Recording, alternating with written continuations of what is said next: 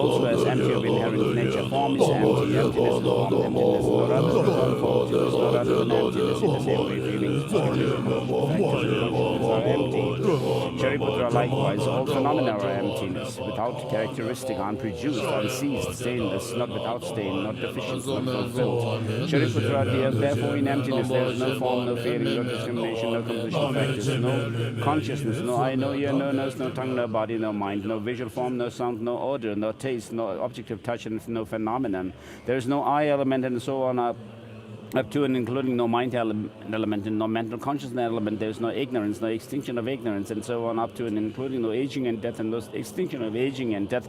Similarly, there is no suffering, origination, cessation, and path. There is no exalted wisdom, no attainment, and no non-attainment.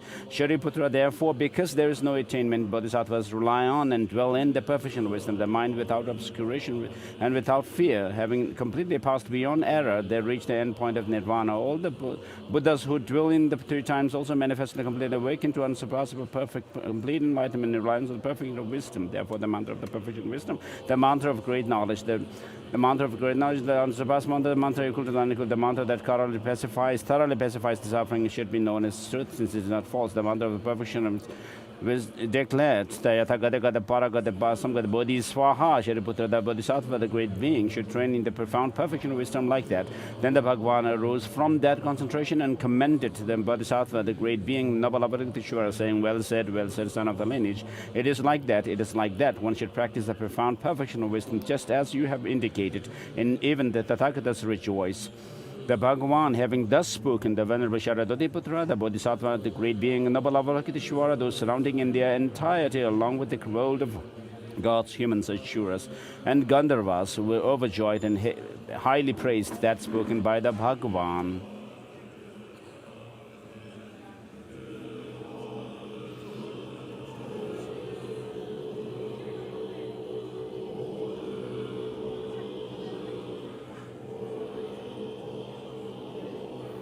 Sarjebe chiten rande chumden de ge sombala ngombara tu do.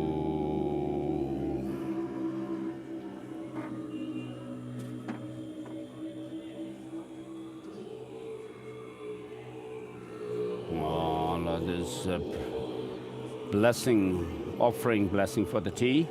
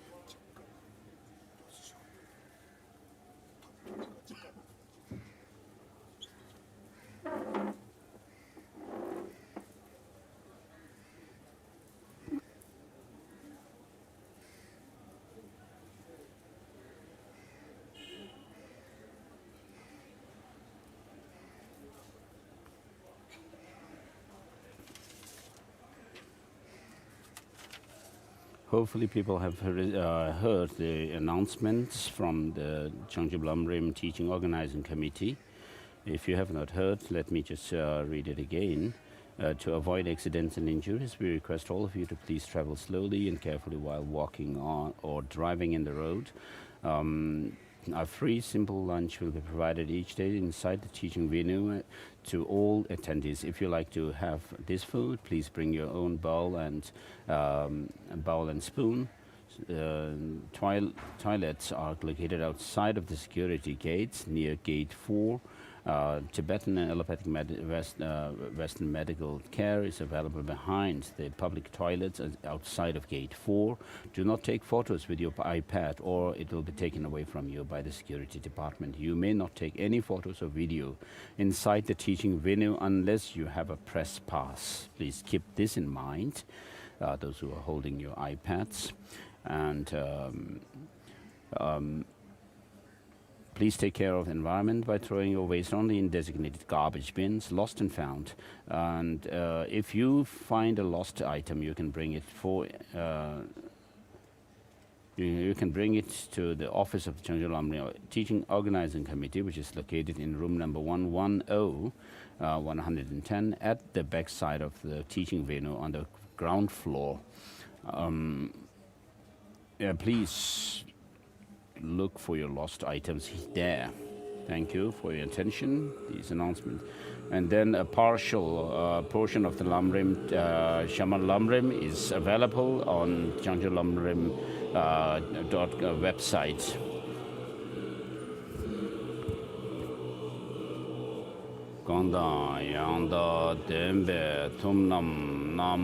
This is a salutation, verse of salutation from Abhisamaya Lamkara by Maitreya. By the knower of all here is seeking pacification and led to peace.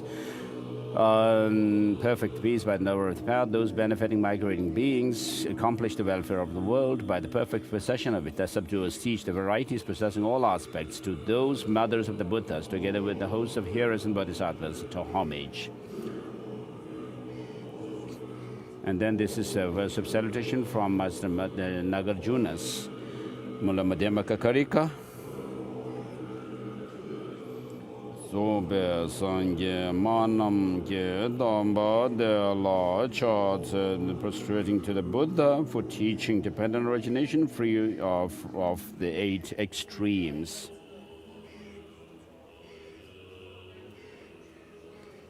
Now we are going through the lineage Lama prayer of Lam Rim.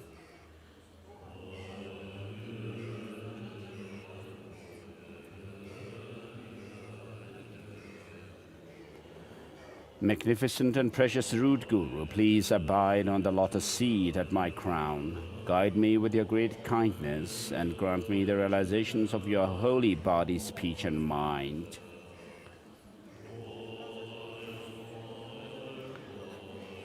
So, request to the method lineage.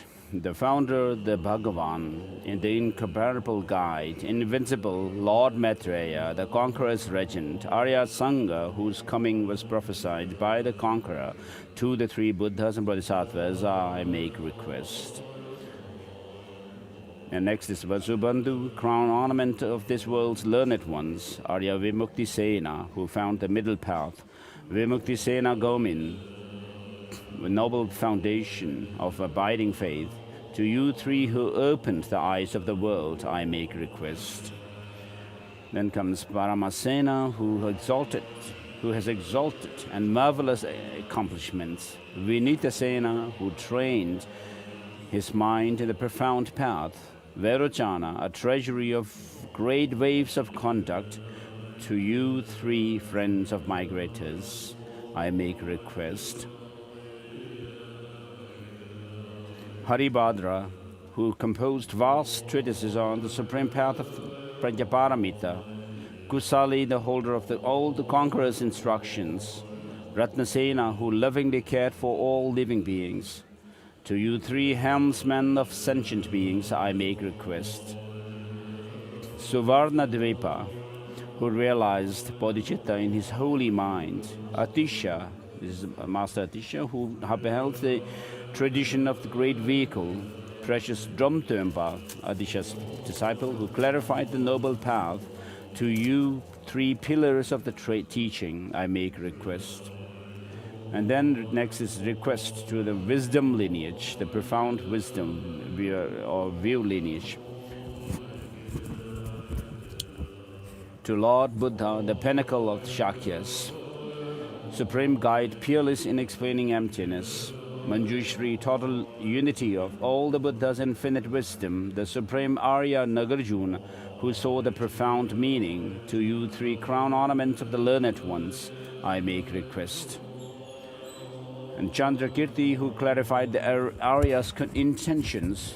Vidya Kokila, the elder, intelligent elder son. Vidya Kokila the younger, a conqueror's son. To you three powerfully intelligent ones, I make request. Atisha, who saw profound dependence arising just as it is, who upheld the tradition of the great vehicle. Precious Dromthömpa, who clarified the noble path. To you, two ornaments of this world, I make request. Goempawa, magnificent, powerful yogi. Nuzurpa, who had stable concentration on the profound path.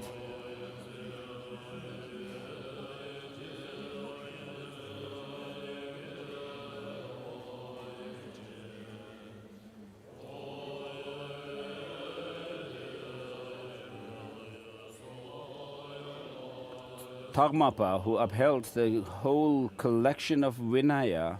To you three lamps of the border regions, I make request. Namga Singhe, who practiced with earnest effort. Namka Gyalpo, who was blessed by one holy concerns. To Gyalze Zangpo, I make request. With bodhicitta, seeing all beings as his children, blessed and cared for by the exalted God, supreme spiritual friend, guiding migratory beings in degenerate times. To Nampa Gyaltsen, I make request.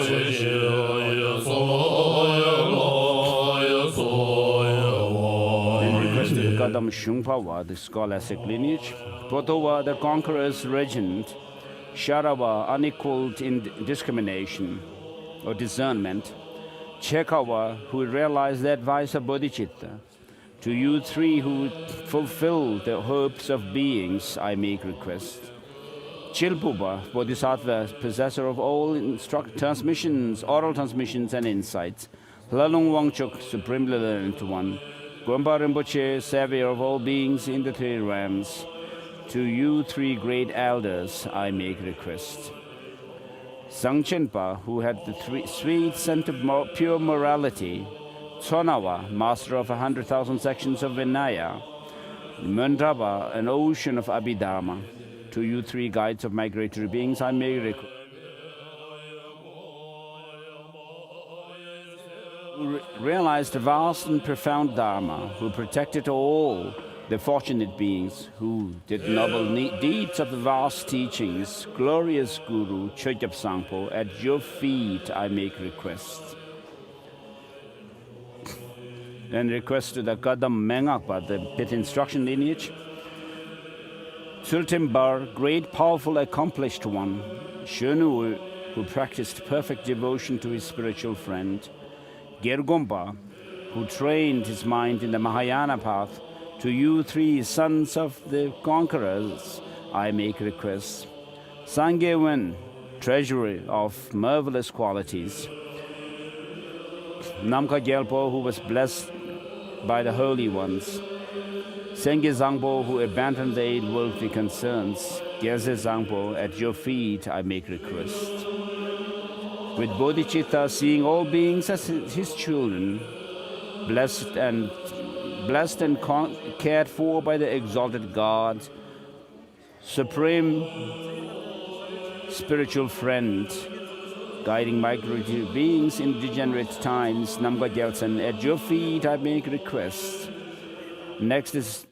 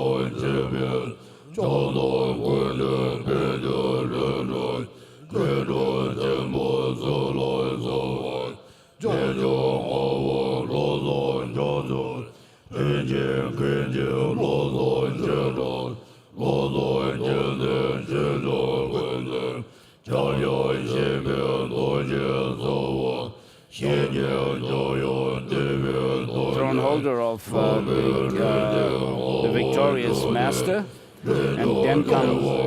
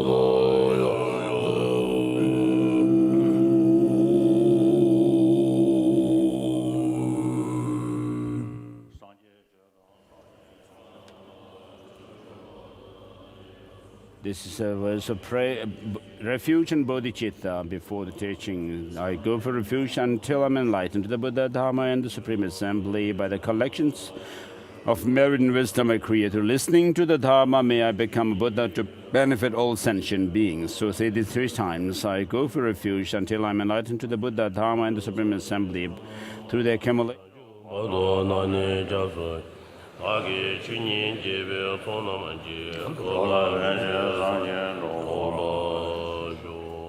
create through listening to the teaching. May I become a Buddha to benefit all sentient beings.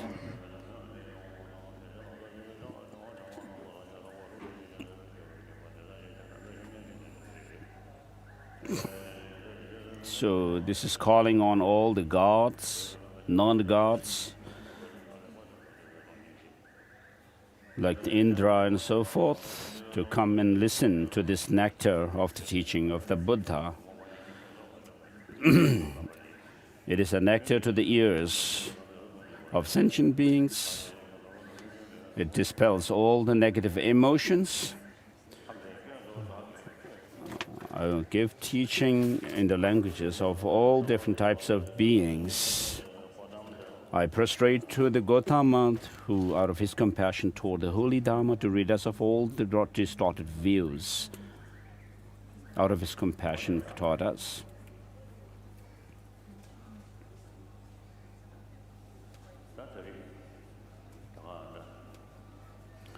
So today, here in Ganden Jangtse Monastery,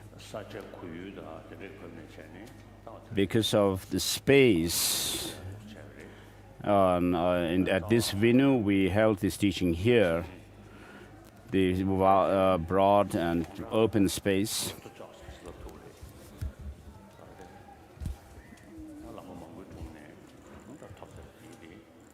So almost all the teachings of Lam Rim, the stages of the path of enlightenment that I have received from many teachers, I've been giving this teaching at the request of Ling Choktrul Rinpoche to give. So this is the 3rd year.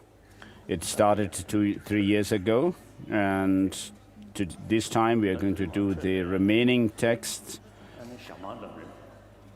First we'll start with the Shamar Lam Rim, which is notes to the Delam, the blissful path of bliss or easy path, and also Shamar Rinpoche's the commentary to the insight section of Lam Rim Chemo, the commentary to the difficult points of the Delam, which I received these teachings from one Dalai Lama.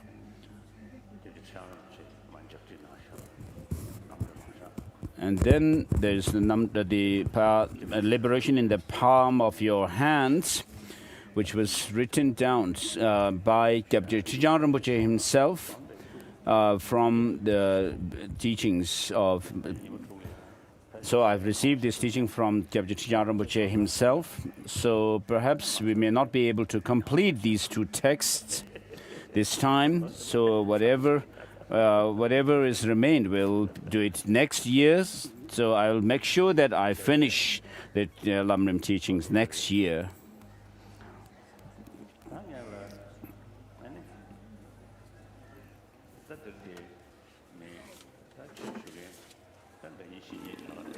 So those who have come for this teaching are the monks of the 3 monastic institutions of Gelug, and also Tashi Lempo. And then in Bailakopi, we have Namdul Ling monastic institution. These are the biggest learning institutions of Tibetan Buddhist monasteries.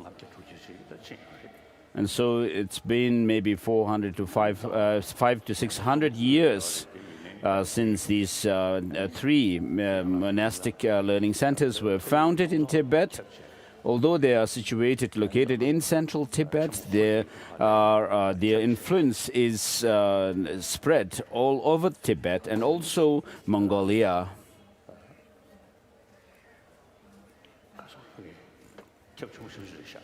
So their influence is very wide, and also regarding Tashi Limbo Monastery. What's happening?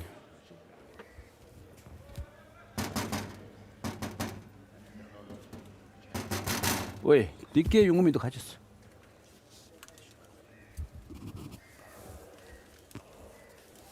Sorry, I couldn't hear His Holiness. 끼에 총을 땅스 가지고 그래.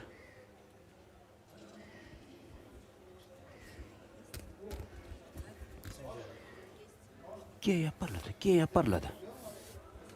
And so these monastic institutions actually are engaged in studying the classic texts. And so even after coming into exile, we have these monastic institutions practically serving the Buddha Dharma. So what it means is that we have the over 300 volumes of Kanjur and Tenjur. And these texts, scriptures,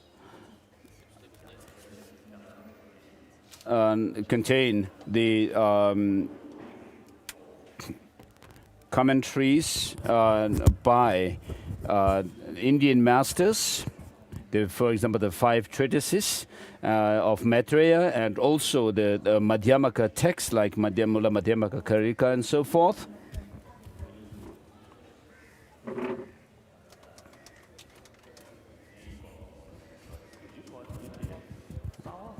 And so, having studied these texts, we also have the tantric teachings.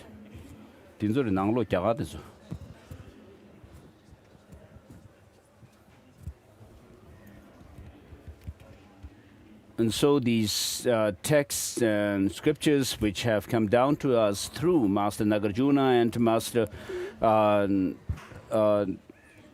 Sangha and so forth, if we are able to study them thoroughly, then we'll be able to actually understand the complete whole structure of Buddhism. So,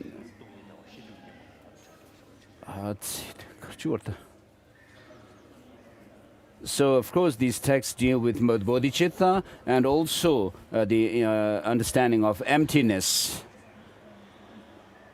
And so without these two together, it's difficult for us to achieve our goal of enlightenment. And therefore, the monks in these monastic institutions really study, do rigorous study of these classic texts, and you are serving the Buddha Dharma practically.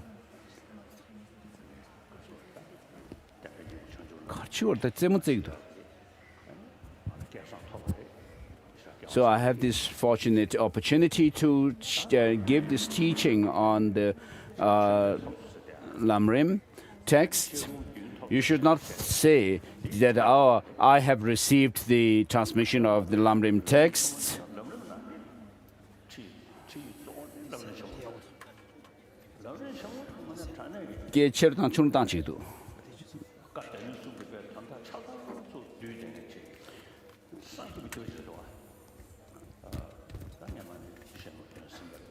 So with regard to Lam Rim texts, we have to make the Lam Rim Chemo, the great treatise of the stages of the path to enlightenment, as the foundational text for our study of Lam Rim.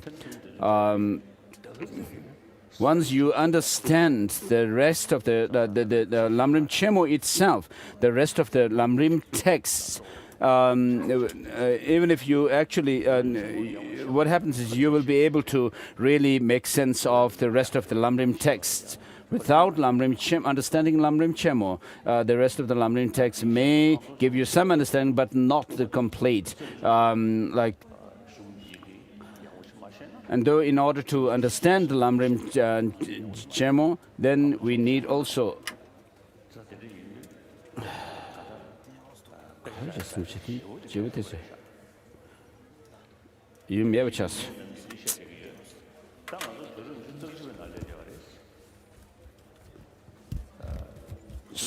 Sorry, there's a problem with the sound system. And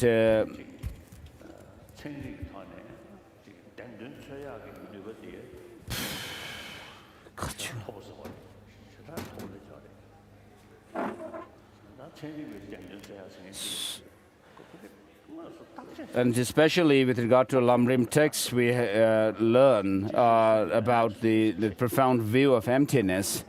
And then we have come into the 21st century. We have come in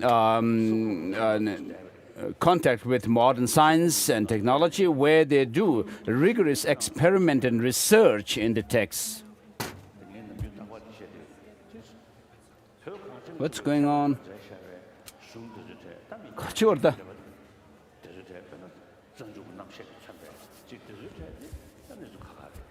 And with regard to the text that we study, of course, the Indian classic texts were written with lots of logic and epistemology. But with regard to the texts written in Tibet by the Tibetan masters, seem to sometimes focus on some small topics, and narrow topics, as if they were meant for people in a very remote places for their own purpose, and not to have a vast perspective, broad perspective. Whereas the Indian texts are not like that. You can see they cover a broad range of topics, give you a broad view. And when Master Adisha came to Tibet, the Tibetan leader at that time, Changchobu, requested him to give a teaching, a concise teaching, without going into the details and elaborate explanations and so forth.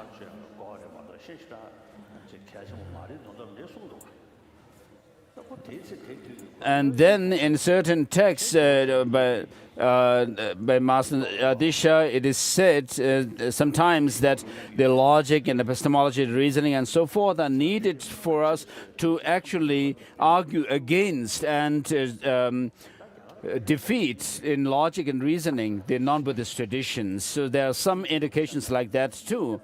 And so, of course, Master Adisha himself studied Blades of Reasoning by Master Bhaviveka, which is a very vast text covering all kinds of philosophical systems.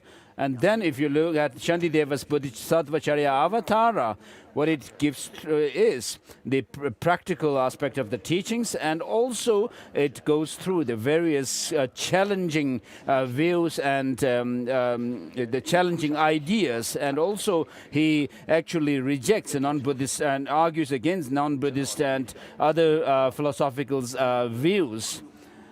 And so we need to follow that kind of example, to have a vast perspective of the entire path of the Buddha. So with regard to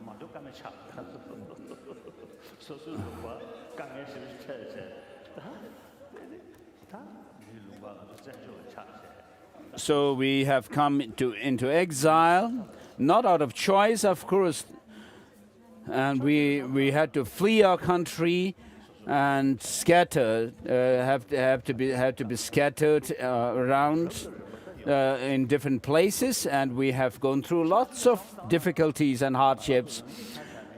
But and this is, of course, on the one hand, it's a very sad situation, but we actually, by coming into exile, we have become more, we have gained broader view of the world in the East and West and so forth. And unlike how we lived, with a very narrow-mindedness inside Tibet. And if we think along the lines of the Buddha's teaching of the four seals, seeing that whatever is composite is impermanence and suffering, and then emptiness and selflessness, we can actually find bliss and delight in the teaching. So we came out into the wider world. And now we are in this world out of our own closet, which is like Tibet. And so, having come into exile into this wider world, what we need to learn is the profundity and the vastness of our own tradition with regard to the basis, the path, and the result. And so, through our reasoning and logic, if we gain our faith based on them, then your faith, our faith, will be a very firm and stable one. In the Haribhadra's commentary to Abhisamaya Alankara, the Sphuta the clear meaning, it mentions two types of disciples or followers of the Buddha. One is a follower who follows with faith, mainly faith, and the other with reason. And so the teaching of the Buddha in general is meant for those of the beings with sharp faculty. And therefore we have to be able to follow that trend. Of course, if certain disciples have to follow based on faith alone, we need to accordingly show the path to them as well. But in general, therefore, when we give the teaching on Lam Rim, for example, we need to keep in mind that we are giving teaching in order for some individual, one individual, to start with the beginning of the path and culminating into the result. And so usually when I give teachings, I usually give a broad outline of the teaching of the Buddha and how to do the practice of the teaching itself within these two broad outlines. And so the Buddhists and particularly the monks have already heard me giving this teaching and this introduction before. But this time, because there are so many people from different countries who have come to the teaching here, and also many places where Buddhism didn't used to be their traditional religion, people from those regions have also come here this time. And so I would like to, I thought of doing a short introduction to the Buddha Dharma. So those of you who already know, and don't think that I'm repeating over and over again. And so because there are new people who are new to the teaching on the one hand, and secondly, so as Buddhism is meant for beings with sharp faculty, as the Buddha himself has said, O monks and scholars, just as gold is tested by rubbing, cutting, and burning, likewise examine my teaching thoroughly and then accept it, but not because you have devotion to me. So the monks who study, who have studied the Master Tsongkhapa's Essence of True Eloquence know this verse well, as he quotes it there. So the Buddha doesn't say that if you don't believe in me, you will be born into the hell realms. And whereas the Buddha doesn't say that. Most of the other teachings, the founders of other teachings, have said that if you follow the will of God, then you'll be born in heaven, and if you if you go against it, you'll be born in hell, and so forth. But Buddha doesn't say that at all. He doesn't say that you have to accept my teaching because of your faith in me, because you trust me. But just as a goldsmith tests the purity or the quality of gold by rubbing, cutting, and burning, likewise, the Buddha says, this teaching that I have given, you should examine it, whether there is a logical fallacy, and whether it can be undermined. My teaching can be undermined by and invalidated by reasoning and logic, and not only that, by you should also experiment it, and then when you actually find it to be true and beneficial, then you should accept my teaching. And just as the Buddha himself had said this, likewise, Master Nagarjuna and others differentiate between the teachings which can be undermined by logical reasoning and which should not be taken literally, and then those teachings which can be taken literally because there is no undermining or logical fallacy in accepting them literally. And so there is this understanding or division between the provisional teachings and the definitive teachings. This is only exists. This differentiation of the provisional and the definitive teachings only exists in Buddhism and not other religious traditions. And then today we have over 7 billion people on this earth, and over 1 billion are non-believers, and within them are atheists as well.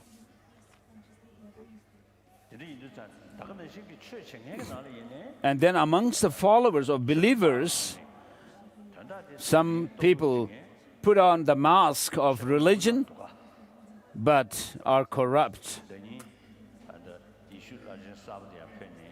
Last year, when Pope Francis became the Pope, he actually dismissed one German bishop. Why? Because he was living a very luxurious life, and the news came in the newspapers last year.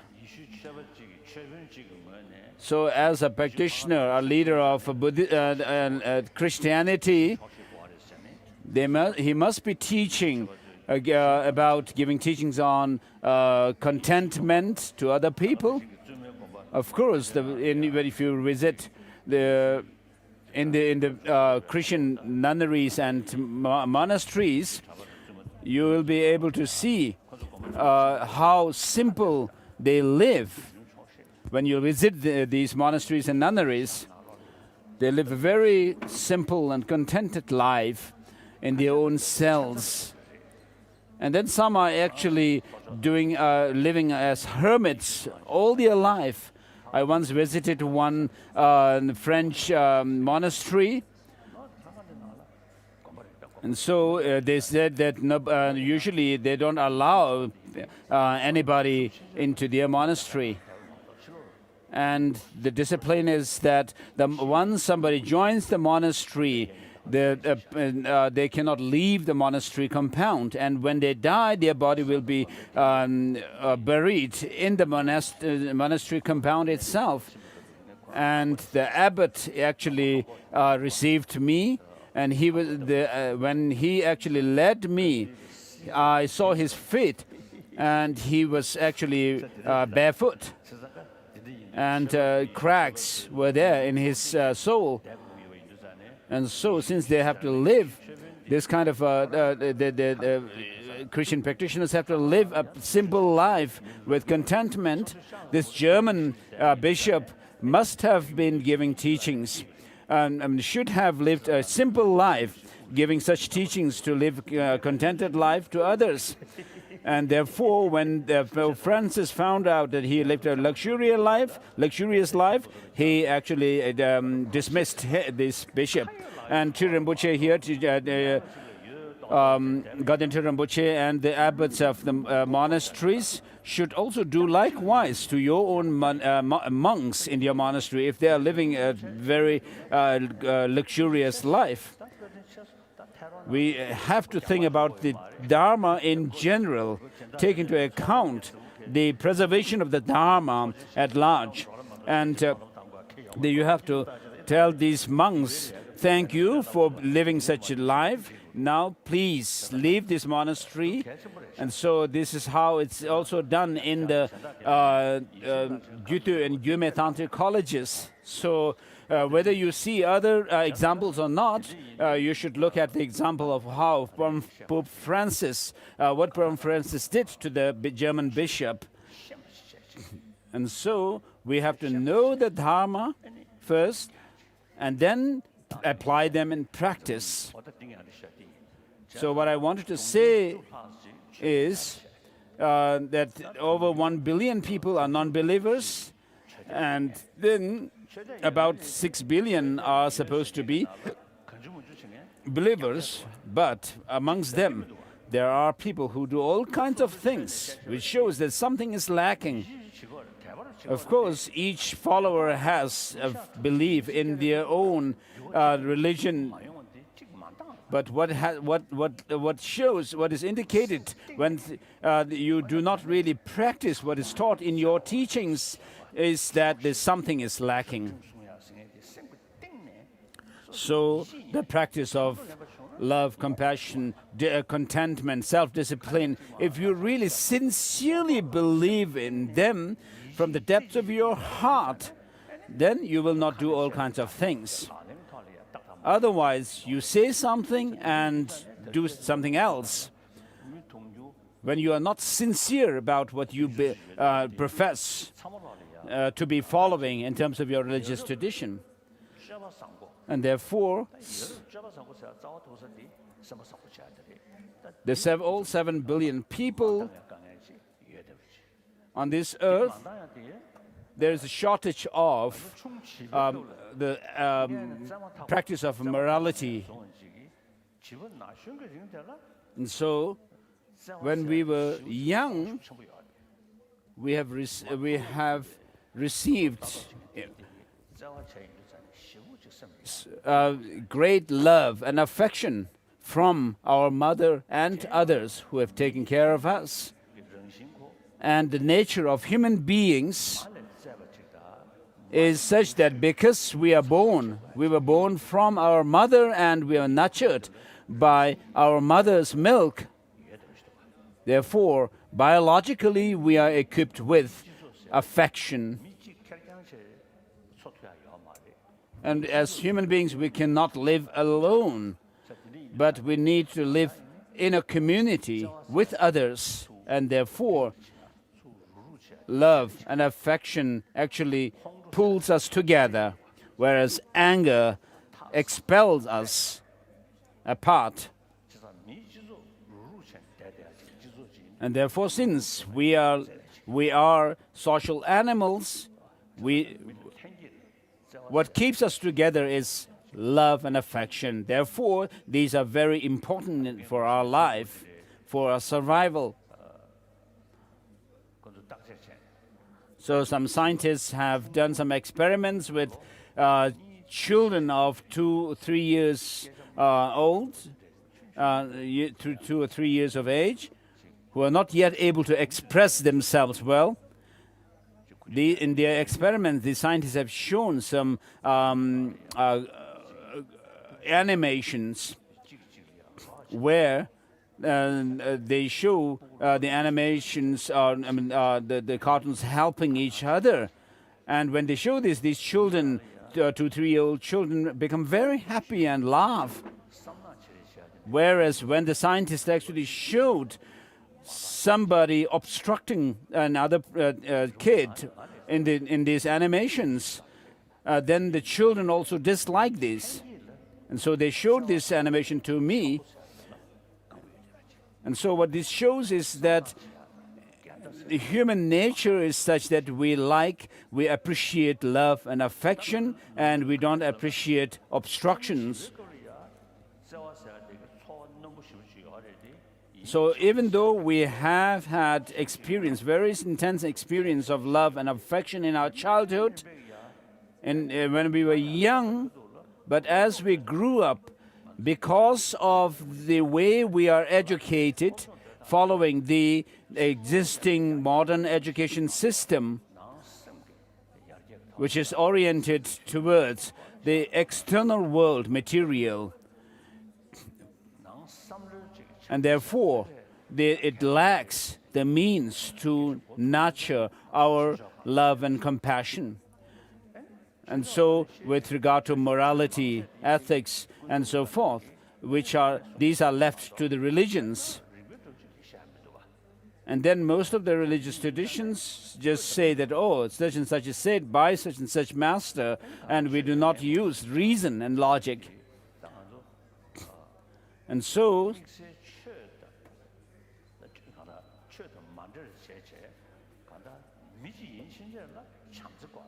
as human beings, we need love and compassion. If you have that, the individual will be happy, your family will be happy, your community will be happy. Sometimes people think that, oh, if you meditate or cultivate love and compassion, it actually helps others and not oneself.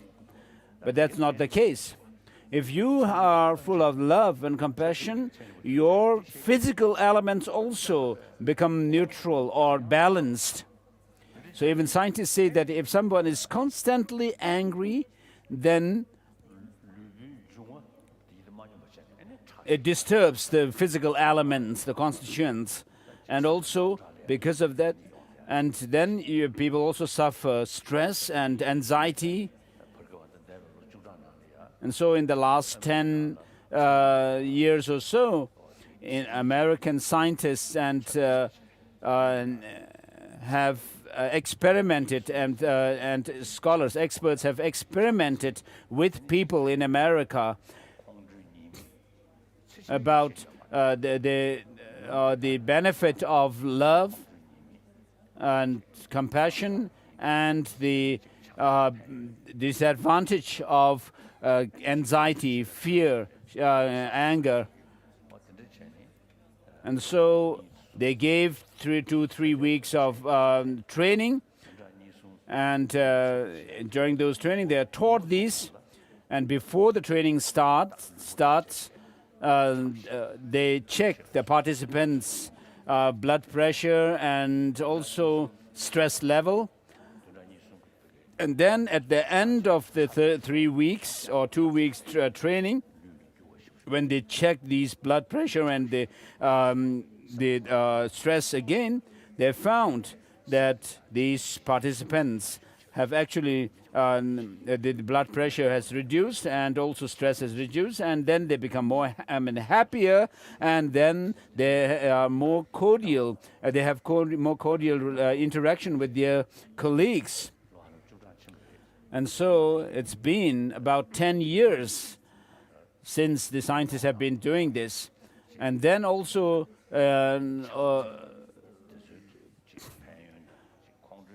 in the modern schools education system, we have been talking about introducing this love and compassion in the school curriculum. We're not talking about religion or religious belief, but we are talking about introducing how anger and these negative emotions are harmful to oneself, one's health and so forth, and how love and kindness and compassion and so forth are beneficial. And so we have been thinking about introducing the secular ethics. In terms of secular ethics, these principles, and because if you talk about religion, and then it doesn't cover all 7 billion people on this earth. So next year, around February, we are also finalizing a draft curriculum that would be introduced in this modern school system, so that it can cover, such a curriculum can cover all the 7 billion people on this earth. All the religious traditions, whether we are Buddhists or Christians or non-Buddhist Hindus and Muslims or Jains and so forth, we have been praying so far, but we are not able to materialize or realize the goals. So how many centuries have we been praying as Tibetans? So as Buddhists, we need to increase the positive actions and reduce the negative actions in order to fulfill our goal. Otherwise, we would be almost following the teaching of the Buddha, as if following the theistic religions, saying that, oh, Buddha, please help me for this and that. The Buddha would say, this is not possible because the sages do not wash away the sins of sentient beings. They do not remove the suffering of sentient beings with their hands. They do not transpose their realization into others. But by showing the truth of the reality, they liberate. And then we would have to say, okay, I'm sorry, to the Buddha. And so, even in the theistic religious cases, the Creator God is seen as being nature of infinite love. But the problems that we face are created by people. If Jesus Christ were today here and we request him to please eliminate all these problems, he might also say, you created all these problems. And so what we need today is to increase peace in the world. Because we have this intelligence, we need to use it properly and educate our people to be aware of the hygiene or health of our emotions, just as we do take care of our physical health and hygiene.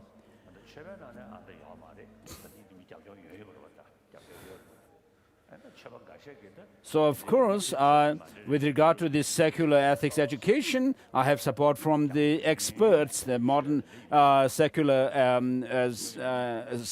scholars and ethics, scholars and scientists. Of course, there are religious people who also support them, this as well.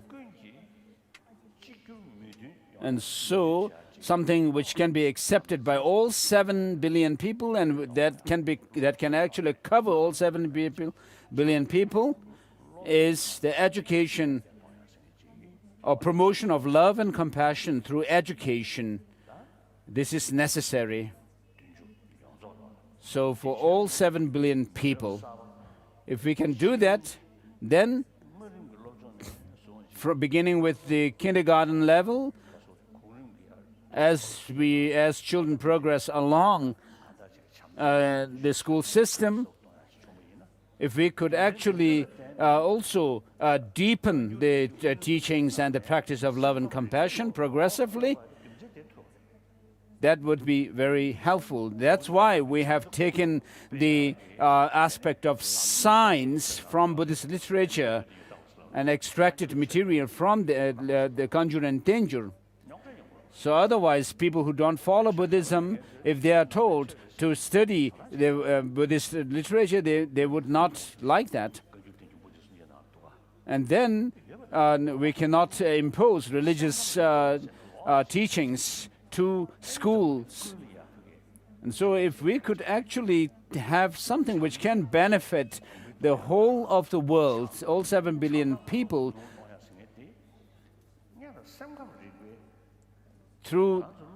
by decreasing the negative emotions and increasing the positive ones through education, what we need first to introduce the workings of the mind and mental factors as we do study during the study of collected topics in the monastic institutions.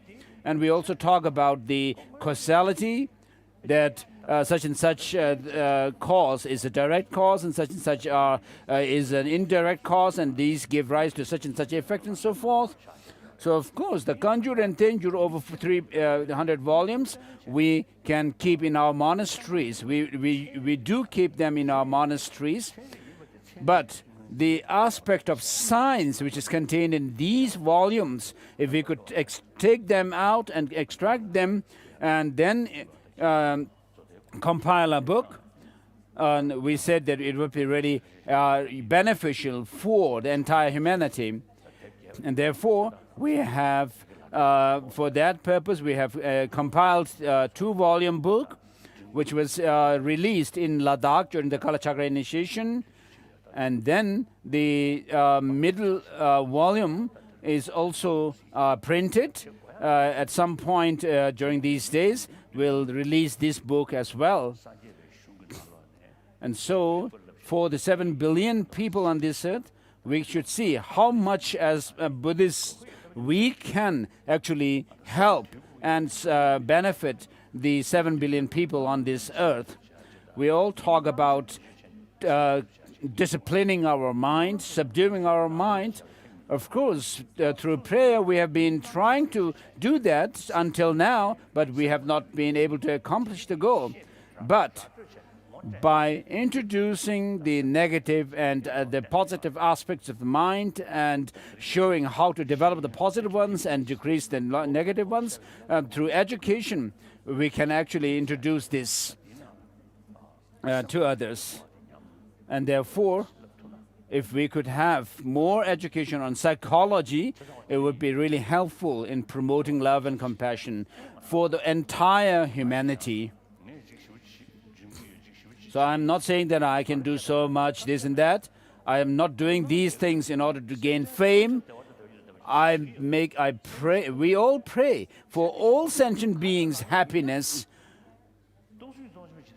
If we want to be practical about what we pray, of course, the rest of the world systems, we talk about the billion world system or so forth, and the rest of the world systems are not directly related to us, maybe not directly relevant, but this particular world, the 7 billion people, if we could help 7 billion people on this earth, which is practical, then we must do what we pray for, which is may all sentient beings have happiness. And so I usually say that I'm as one of the 7 billion people on this earth. I never think that I am somebody very special. I always tell that I do not think that I am the Dalai Lama, His Holiness the Dalai Lama. I am a simple Buddhist monk and I'm a human being, I say. I don't think any. And so it is very important for us to think about the entire humanity. If we are practitioners of bodhicitta, not only should we pray, we say that in order to benefit all sentient beings, may I become a Buddha. So for that goal of Buddhahood, we need to put into practice what we need to do from this time on. So this is one thing I wanted to say. And then amongst the believers, we have many different religious traditions. There are maybe 10 or 15 different major religious traditions. And within this, there are two groups, the theistic religions and the non-theistic ones. As Brahmana Vartika by Dharmakirti says, there are those religious traditions which believe in a creator God and those which do not believe in such. And the theistic religious traditions, non-theistic ones, are non-theistic Sankhya school and Jainism and Buddhism. These do not believe in creator God.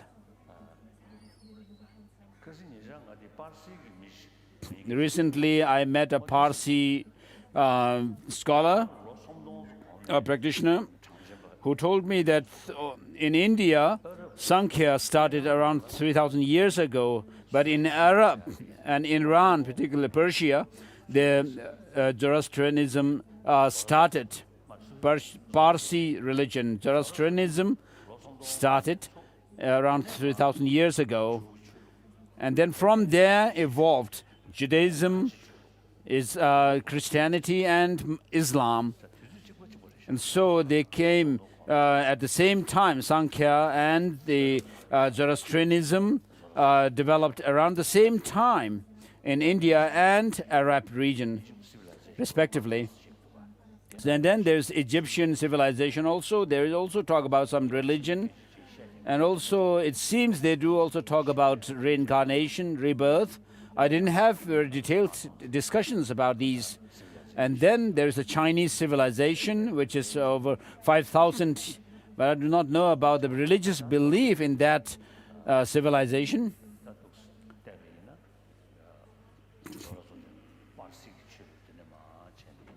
So, from what I heard, we have the theistic religious tradition evolving with the Zoroastrianism in the West, and then in India we have the Sankhya school.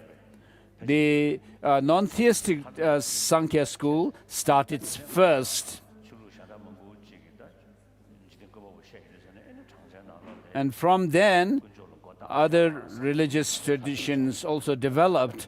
And then the theistic Sankhya school also started, perhaps thinking that some scholars thinking that, perhaps it's better to actually bow down to, give in to some creator God. Because there are so many things going on in the world, in the universe, people find it very difficult to explain them, and therefore they say this is mystery. It's a mystery, and therefore it's easier to just trust that they are created by some God. And so this is what has happened. And then we also talk about the past Buddha, such as the Dipankara and Karkuchanda and Kanaka and so forth. And so we need to really think about whether there had really been such Buddhas in the past, because we talk about them in relation to a certain time span, talking about when people lived, infinite lifespan and countless lifespans, and when people lived 20,000 years and so forth. And so we need to think whether we should take them literally or not. So I've been meeting many people from different religious traditions and from other disciplines. What we need to know is that we really need to reflect on the teaching of the Buddha.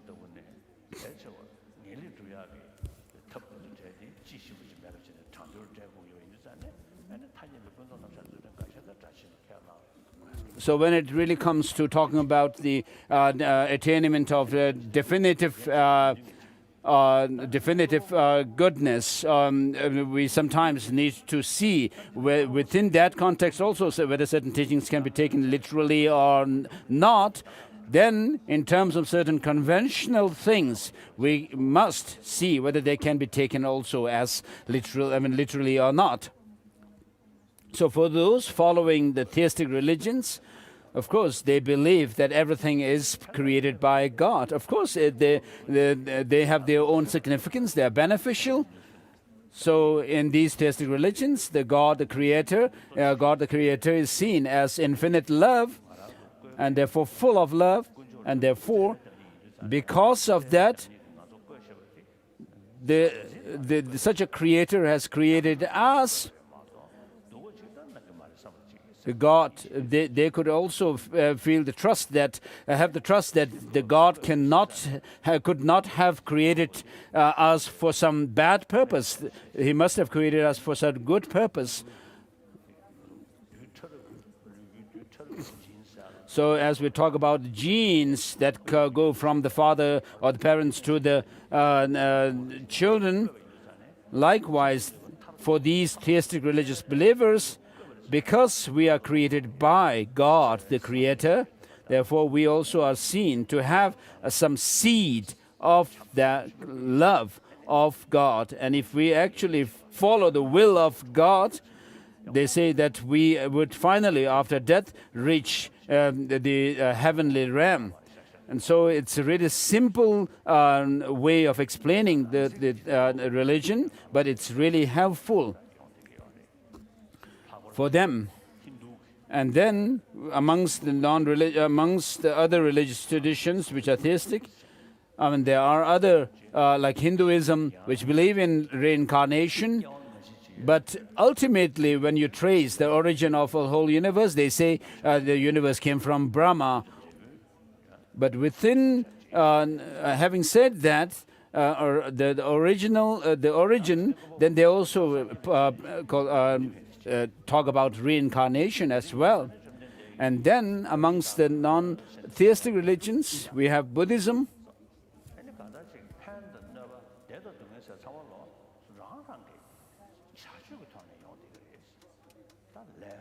And so whatever benefit and whatever happiness and so forth, or bad experiences we have, they come from our own actions, our own karma. So some people in India who believe in caste system, they say that the lower castes are destined to suffer and to be in that because they were born in the lower caste, and because of their own karma. And therefore the neo-Buddhists do not like to hear the term karma, because these Brahmins, people born in the Brahmin caste, have been saying this kind of thing and discriminating against them, against the lower caste. So as Buddhists, what we say is that things come from causes and conditions. And then amongst the non-theistic religions, there are so for example, non-theistic Sankhya say that the conscious being, self, who a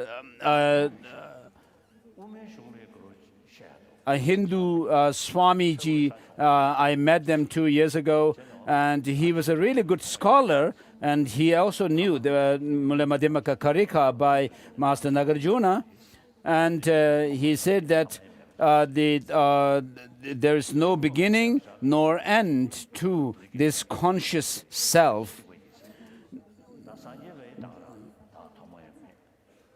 And with regard to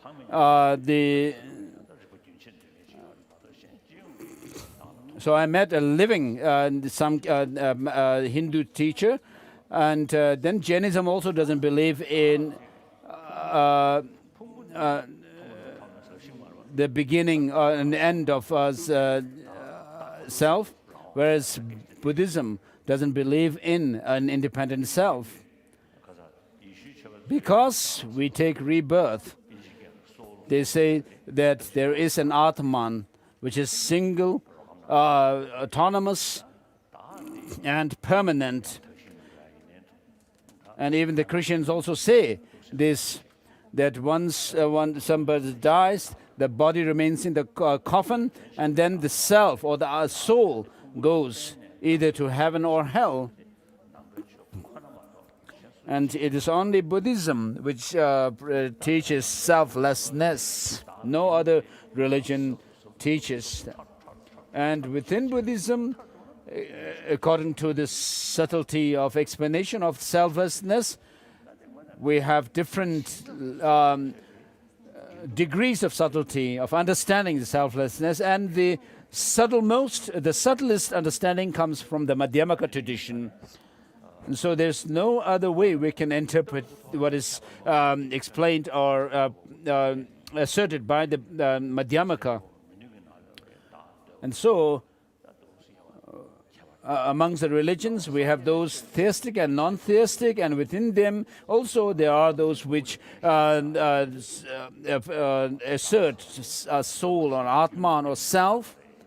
And Buddhism says that there's no self-independent self, but a self is designated on the basis of the continuity of the mind stream or consciousness. And then within Buddhism, we have the Pali tradition, which is spread in Burma, Thailand, and Cambodia, and so forth, and Sri Lanka, where they follow the three collections of the teachings and do their practices of the three trainings. With regard to Vinaya practice, the monastic discipline, the Pali tradition has a very good practice. The Pali tradition has very good texts which are not translated into Tibetan either.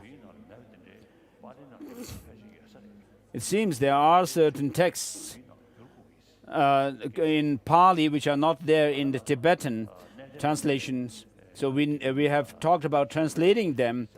When we meet these followers of the Theravada tradition, we have a common practice, which is the Vinaya.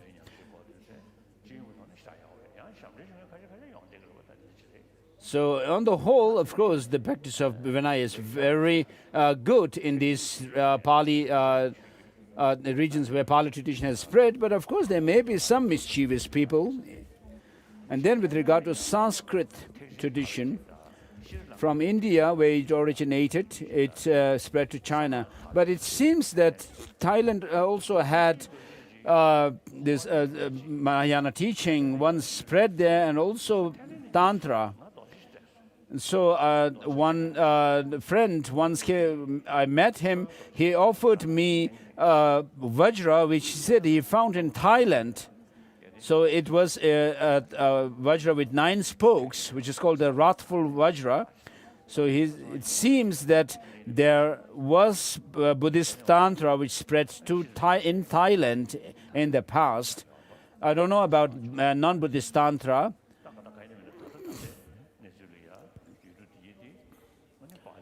And then in the past, India also had Tantra. And so, since we should not despise the Theravada practitioners and followers. They have very good practice of Vinaya and Buddhist practice. And then, with regard to the Sanskrit tradition, that spread to Tibet, and the Sanskrit tradition, followed by Master Nagarjuna and so forth, in the Nalanda tradition, it first spread to China, and then it spread to Japan, Korea, Vietnam. And so they do have the first 3 sets of Tantra teachings. It doesn't look like they have the highest Yoga Tantra teachings spread there. And then in the 7th century, Buddhism first spread to Tibet, and mainly it spread during the time of the Trisong Detsen, the Tibetan emperor. As I usually say, this Tibetan Buddhism is the Nalanda tradition, because in Tibet, during the time of Songtsen Gampo, and there was said, it is said that although we do not have very detailed explanation, but it is said there were certain texts like Pangong Chagya and so forth during Songtsen Gampo's time. But during the time of Trisong Detsen, Master Chandarakshita was invited to Tibet by the Tibetan emperor, and then in order to help and assist Master Chandarakshita, the Tibetan emperor also invited Guru Padmasambhava, Lobun Rinpoche. And so that was the main time when Buddhism was established in Tibet. So we usually divide the Savatantrika Madhyamaka system into the Sutrantrika Savatantrika and the Yogacara Savatantrika Madhyamaka. And this later was actually founded by Master Chandarakshita himself. It is not easy to actually start one's own philosophical school. And he was a follower of Master Nagarjuna, which is to say that he was a Madhyamaka follower of Madhyamaka system. And then while following him, he also followed the Chittamatra system.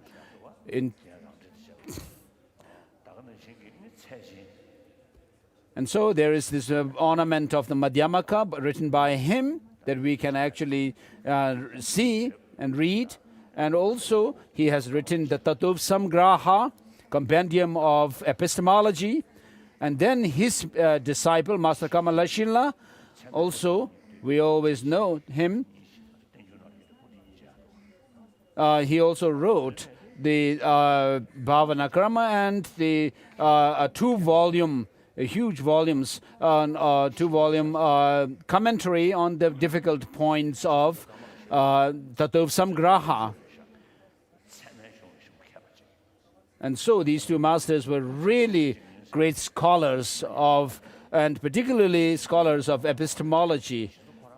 And so we have a saying in Tibetan, the yoked necks of, or crossed necks of two lions, line of Madhyamaka and line of epistemology. And perhaps this expression evolved during the time of, was perhaps coined by Chandarakshita. I suspect he did that. And then he was the main person who took responsibility of studying the Dharma and also motivating the Tibetans to make themselves self-sufficient in studying the Dharma in their own language, and therefore he instructed the Tibetans to translate the Buddha Dharma into Tibetan. And somebody told me that Chandarakshita himself actually studied Tibetan. So generally speaking, Indian scholars say that Master Chandarakshita, actually when he was in his 70s, mid-70s, he went to Tibet. And then he lived 900 years. Our Tibetan scholars have this saying that he lived 900 years. But in any case, he was a great top scholar of Nalanda University with so many students who were also great scholar. And so he was someone who was invited by the Tibetan emperor at that time. So if we reflect on Chandarakshita, Chandarakshita used to have vegetarian meals like dal and vegetables and so forth. But perhaps the Tibetan in Tibet, we didn't have them. And so he had to take the Tibetan staple food like tsampa, using tsampa, making tsampa dough and eat them. And so he must have felt a hardship when he was in Tibet. But at the invitation of the Tibetan emperor, although he had reached such an age, in India, of course, he must have the access to bullock carts and so forth. But in Tibet, we didn't have them. The Tibetan emperors may not have them, bullock carts to, for him to transport. And so, when I hear and think about Chandarakshita having come to Tibet, studied the Tibetan, it gives me some strange feeling, emotional. And therefore, with his help, we have a Buddhism which has the entire teaching of Buddhism, including the basic vehicle, Mahayana Sutra and Tantra.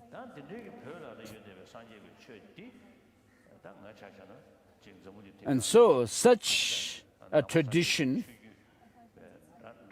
with regard to such a tradition, of course, I have met with many different scholars of and practitioners of, and also professors of Buddhism from different regions and countries. And when I think about them, having met them, nobody has such a vast teaching of Buddhism like we have. And then not only that we have a vast teaching of the Buddha, but we also studied rigorously for over 20 years, 30 years, using logic and reasoning, epistemology.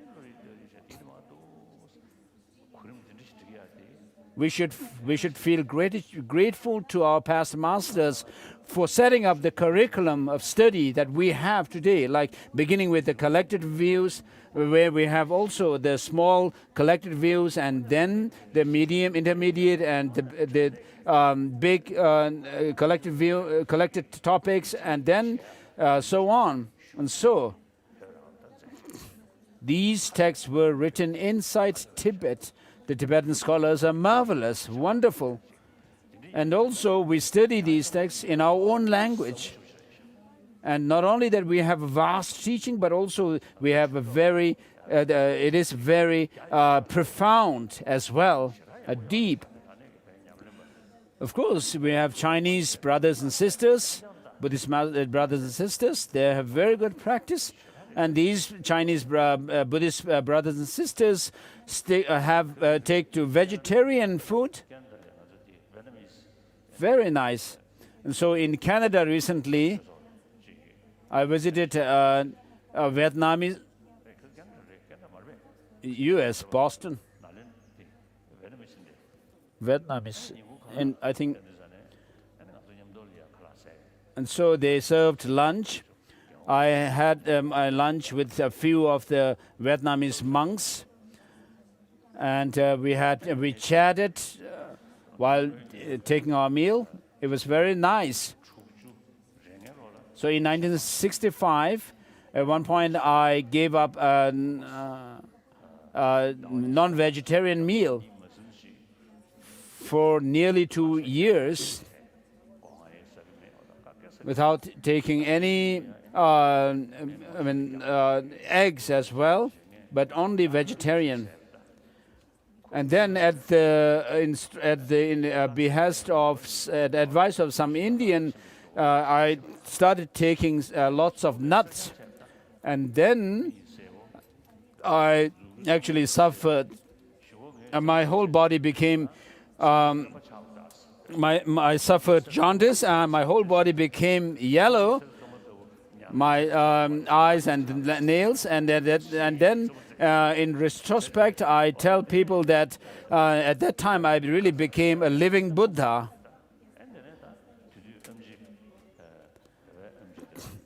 And so, because of that illness, the Tibetan traditional doctors, as well as the Indian doctors, asked me not to take the nuts, and also to stick to the original diet, because the new diet, non-veg diet, will not suit your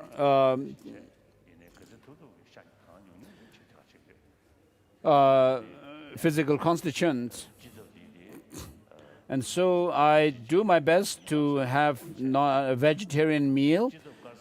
And in these monastic institutions like this, you have, from the common kitchen, you only give the vegetarian meals. But I have heard that the monks, the local restaurants actually do good business because of non-vegetarian meal, because for your monks. And then when I take meal with the Theravada monks, they do also take non-vegetarian meal, because as bhikshus, we cannot demand meals from others. Whoever offer us meal, we have to take whatever they give, we have to accept them.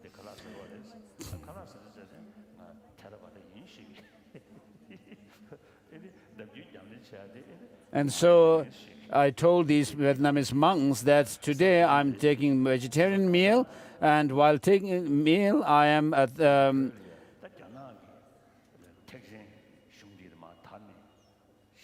I stick to Theravada tradition, and so in the Chinese tradition, they have a very good tradition of taking vegetarian meal. So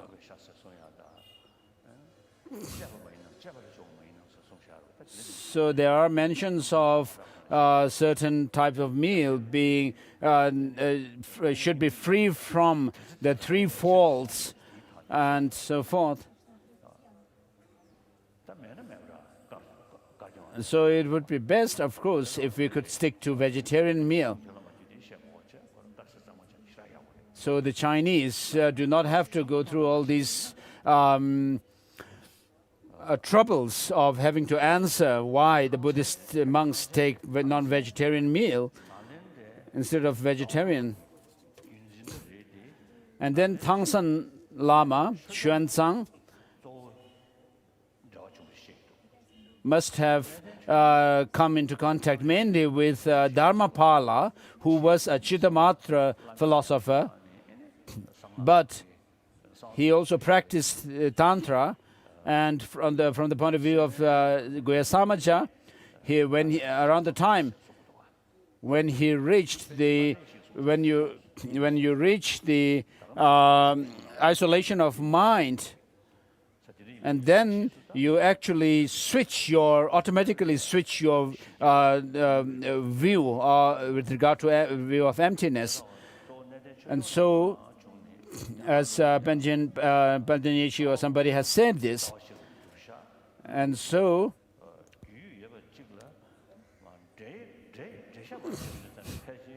Xuanzang was familiar with Master Nagarjuna's Mula Madhyamaka Karika as well. And when he comments on that, then he comments on that from, explains it from the point of view of Chittamatra.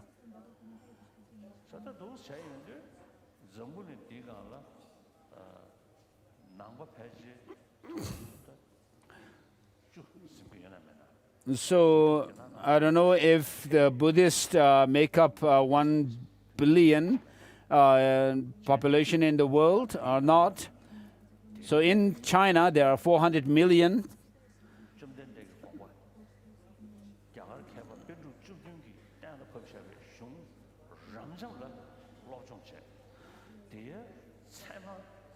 So studying the very vast scriptures, many number of scriptures and vast teachings, that also by using logic and reasoning, this tradition is only there in the Tibetans, with the Tibetans, and no other tradition. And that too, through learning in our own language and not resorting to any other language. And so today, Tibetan is the only language which can explain thoroughly, completely the teaching of the Buddha. Sanskrit has become a more or less a scholar's language, and Pali, of course, doesn't have these vast explanations like we have, and therefore the lay people and school children who have come here, many of you have come here, you must take interest in learning our own language well. Of course, with regard to modern subjects, Tibetan is not yet etiquette, but when it comes to explaining Buddhist philosophy and the practice, the best language today, living language, is Tibetan. Therefore, you must also think of preserving our own language. And also, with regard to Buddhism, if you are interested in Buddhism, you also must think of preserving our own language, Buddhism, and it's our language. And then with regard to teaching of Mahayana, even before Master Nagarjuna came, there were people who said that Mahayana was not teaching of the Buddha, and therefore Master Nagarjuna and also Bhaviveka and Shantideva have actually argued for Mahayana being teaching of the Buddha. Even today we have people who say that Mahayana is not teaching of the Buddha.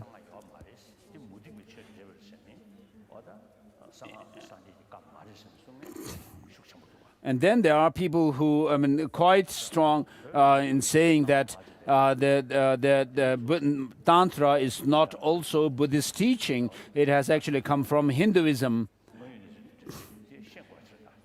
So this is something that we need to know.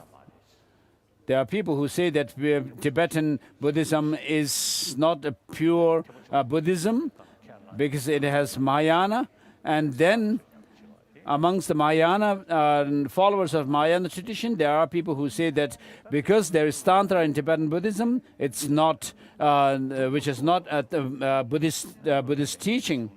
So we must be able to actually prove to them that the Mahayana is teaching of the Buddha. that Tibetan Buddhism is also the teaching of Buddhism. So we cannot just use quotations to support and to challenge them, to respond to them. We need to use logic and reasoning.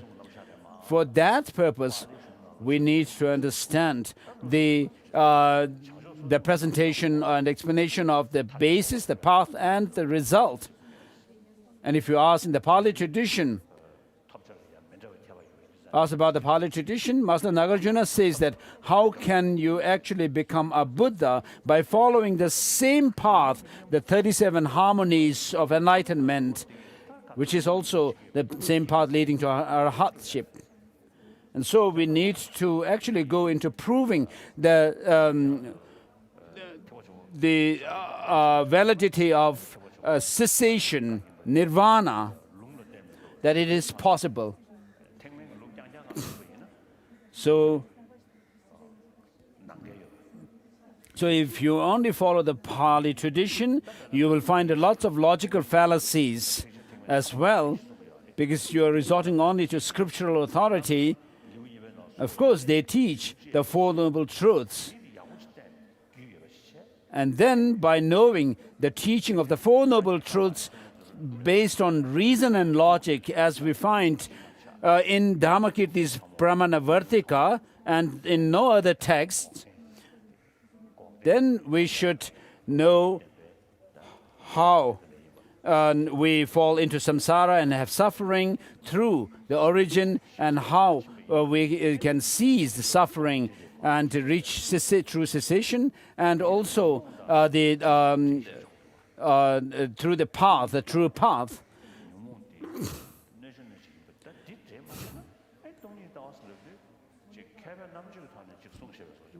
And so we can do that by using by understanding that the teaching of Mahayana teaching is the teaching of the Buddha, and also we have to basically come to the point of saying, come down to the same point of saying that these negative emotions that we have their own counter forces. Of course, love can counter anger, and attachment is countered by meditation on the filthy nature of body and so forth. But by understanding the two truths well, then we can understand emptiness well, and then that can actually shake the root of grasping a true existence. Without being able to shake that root of grasping a true existence, we will not be able to overcome the rest of the negative emotions merely by applying some temporary measures. And therefore, if we think along these lines, then we would be able to also think about the Mahayana being teaching of the Buddha, and also on the basis of understanding the four Buddha bodies, we can also come to the conclusion that the Tantra is the teaching of the Buddha. So otherwise, without really good reasons, we would have to actually, when someone criticizes and says that, oh, Mahayana is not the teaching of Buddha, we wouldn't have any answer, and we would just spit on the person. And then, on the other hand, out of desperation, we would also only have to say, please don't say that. You know, we don't have any other means to counter that kind of challenge. So, of course, I'm saying something on the aside, but we need to know this. And then those of you, the Westerners and other people who are taking interest in Tibetan Buddhism, you should also know this. Of course, all the religious traditions are very good. I have very good friends from all these religious traditions. They're very beneficial. I respect them sincerely. But when it comes to using logic and checking the teachings through reason and logic, then we will find lots of logical fallacies in them. And then I have an Indian friend who is a very good follower of a theistic religious tradition. And so he sincerely asked me, many of you may have heard this, but he said that God created everything in the world, in the universe, animate and inanimate objects. And but amongst the creations of the world, there are so many bad people. Why did God create them? And then I half joke, but I told him that, of course, God created hell ram, and there must be people who must go to hell as well. Otherwise, you won't have anybody going there. The hell will remain empty. I told him that. Although God is said to be almighty, all-powerful, omniscient, and infinite love, and so forth, we can still find these kind of logical fallacies. In Lam Rim, towards the beginning of Lam Rim, there are a few passages where Master Tsongkhapa says that the theistic religions, other religions, have these internal contradictions, logical inconsistencies within them with regard to basis, path, and result. And therefore, Master Aryadeva says that those who have doubt about the teaching of the Buddha with regards to the obscure phenomenon, then for them they must be taught emptiness or explained emptiness. So with regard to explaining Buddhism,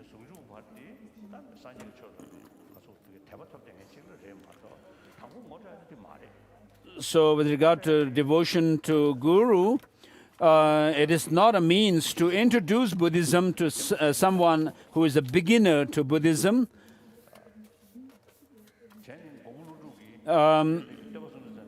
And therefore, Master Nagarjuna, in his writings, praised the Buddha for teaching dependent origination. He says the Buddha is the best of the teachers for teaching that whatever is dependent is free of these 8 extremes. And therefore, the Buddha is the incomparable teacher. So if I may say, the non-Buddhist traditions also have very good Guru devotion.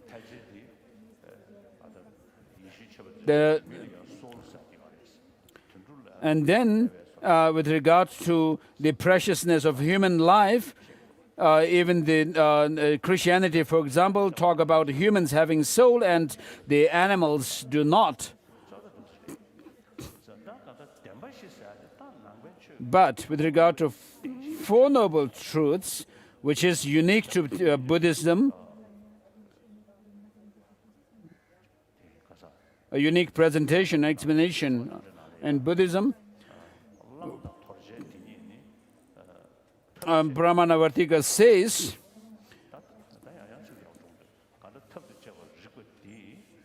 the one who has actually seen what are to be discarded and what are to be adopted, in other words, with regard to primarily to the principal teaching, since the Buddha is unmistaken with regard to that,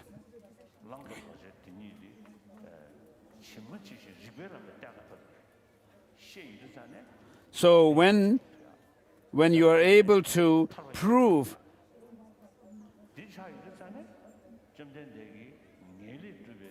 that the cessation is possible through logic, by showing what are to be adopted and what are to be discarded, you see that these teaching of the cessation and the path to counter the suffering and this origin, you can find that the Buddha is incontrovertible. And when you are able to see that he's incontrovertible in terms of them, then the main thrust of the teaching, then the rest of the teaching, which are show the obscure phenomena, can be also inferred through logic.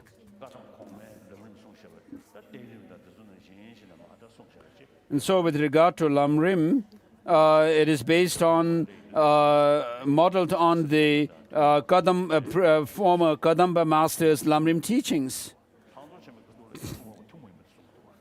And then when it comes to explaining the rest of the practices, the Master Nagarjuna, Master Tsongkhapa doesn't go through the emptiness from the Madhyamaka point of view, except in this insight section. And then in Lamrim Chemo, Master Tsongkhapa says that the Four Noble Truths is something which is taught in all the scriptures of Mahayana and Hinayana. And therefore, we must understand the teaching based on these Four Noble Truths and also lead disciples in that way. So this is a wisdom, a special wisdom shared by Master Tsongkhapa. And therefore, we have to introduce Buddhism based on the Four Noble Truths. So when we talk about true cessation and true path, we have to make the differentiation between the two truths. As Nagarjuna says, all the teachings of the Buddhas are based on the two truths. And so we have to understand the Four Noble Truths on the basis of understanding the two truths. And so this is very important to use. While using logic and reason, we have to use the logical pattern which is given in Pramana Vartika. And when it comes to explaining the gist of the teaching, the two truths, then we have to use the Madhyamaka logic as well, the Madhyamaka teaching. And on the basis of understanding the two truths, we need to draw understanding of the Four Noble Truths. As it is said in Abhisamaya Alamkara as well, where it talks about the accomplishment and then the truths and so forth, dealing with two and four truths.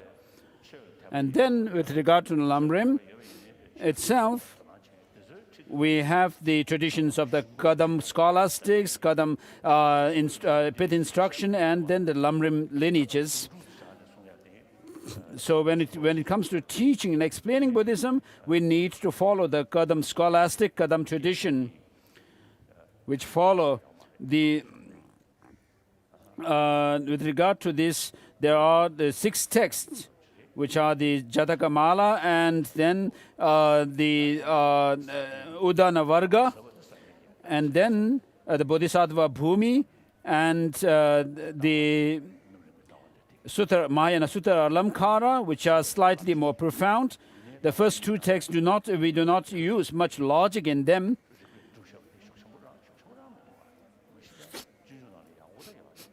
And then we have the Shiksha Samuchaya and Bodhisattva Charya Avatara by Master Shandideva, although Shandideva is the later text and has logic used in it.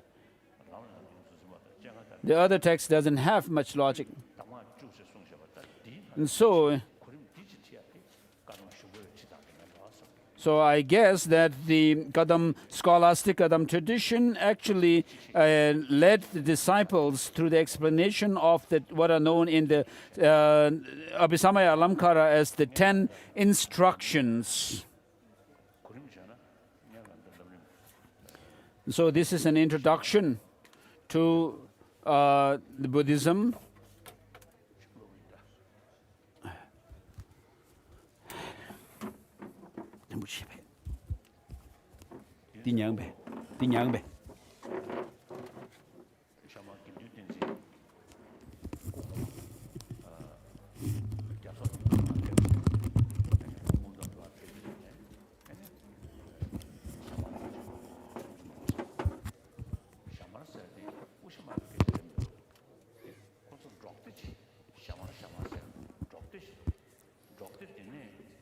So the term Shamar is referred to a nomadic place. So since Shamar Rinpoche came from that nomadic place called Shamar, therefore he is referred to as Shamar Rinpoche.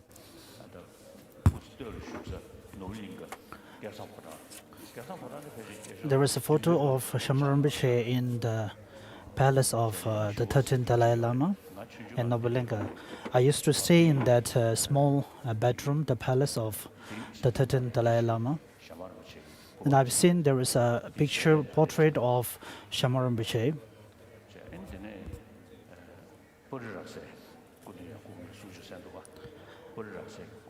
And there is also a portrait of Rabsar Rinpoche. And I do not remember that there is another the portrait of Dan Senshar Rinpoche, which looks a little bit way too Rinpoche.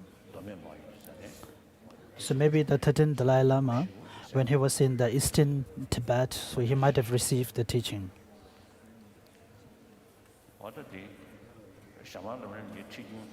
So the lineage of the transmission of this Lam Rim tradition is quite rare, but I have taken a lot of interest, and I have received this transmission from Amdo Geshe Rinpoche.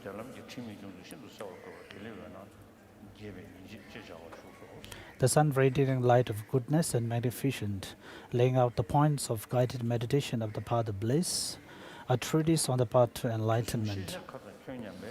Equaling the expanse of the space of knowledge in the three times, magnificent with the sacred light of excellent wisdom, from the depths of my heart I bow to my kind master. So maybe the master here is Agu Sharab Gyatso, a scholar of the Eastern Tibet. With the sweet dew of the air whispered instructions of the good intelligence, the host of honeybes sing the melodious song of scripture and logic. I once again recollect the infinitely vast ripening and liberative altruistic deeds. So maybe I have to recite the refuge-taking prayer. It is also the practice before listening to any teaching. We need to have a very pure motivation. And also from the teacher's point of view, we need to set up a very pure motivation, not expecting anything in return, and also a very pure mind without relating to eight worldly affairs. So even from the disciple's point of view, it is not to be proud of having received the instruction or a teaching from Dalai Lama. There is also in our society that I receive this teaching from this great Lama, and that these are my disciples. So this are all very egoistic mind. So this should not be the motivation. So when you receive the teaching from Yawar Rinpoche Dalai Lama, so maybe you might feel very proud that you received the teaching from Dalai Lama. So this is not the motivation that we need here. So with the pure motivation and also with the subdued mind, it is not something we're doing a service to Buddha. The reason is we all need happiness and to not want suffering. Therefore, the source of the happiness is a calm mind. And we need to rely upon the instructions in order to have a very calm mind. So this is the teaching which comprises of the condensed meaning of all the three baskets of the Buddha's teaching. Without going into very extensive. So the Lam Rim teaching is the tradition of the Lam Rim teaching is something which contains the condensed meaning of all the teaching. So maybe I'm speaking too much. So there are some kind of teaching which really frightens the local people. So you might say faith in the God, otherwise you will be born in hell. So this is a kind of frightening the people. So out of the fear, some people take refuge in the God. So some of you might have heard, maybe some know. In Eastern Tibet, there was an abbot of a monastery. And the local people really revere him and pay respect him. And one of the villagers came to see the Buddha, see the abbot, and he was not there at that time. And one of the attendants of the abbot was there, and the villager asked him, "Where is the abbot?" And he said, "The abbot is not here," and asked him where the abbot went. And he gave the answer that the abbot went to frighten the people, the local people. So the teaching of the Lord Buddha has to be the holistic point of view from the Four Noble Truths, and based on the Four Noble Truths, then the two truths comes. And with that, we need to have an experience within ourselves that the liberation is possible. And it's stated in the Buddhacharya Avatara, even though we have the mind to not wishing the suffering, but we always go in pursuit of the suffering. And happiness we always wish, but when always destroy the cause of the happiness. So even though we wish to have happiness, but we never indulge in the cause of the suffering. And the real origin or the cause of the suffering are the wisdom understanding, the selflessness, and the impermanence. And we have to strive hard to understand and work towards this. And the hatred, competition, delusions are the source of the suffering and unhappy mind. But even though these are the source of the suffering and the source of the unhappiness and the disturbed mind, but we end up always going towards and in the pursuit of this mind. So therefore, it is very important to have that refuge in the Buddha. So without having a refuge in the three jewels, we won't be considered as a Buddhist.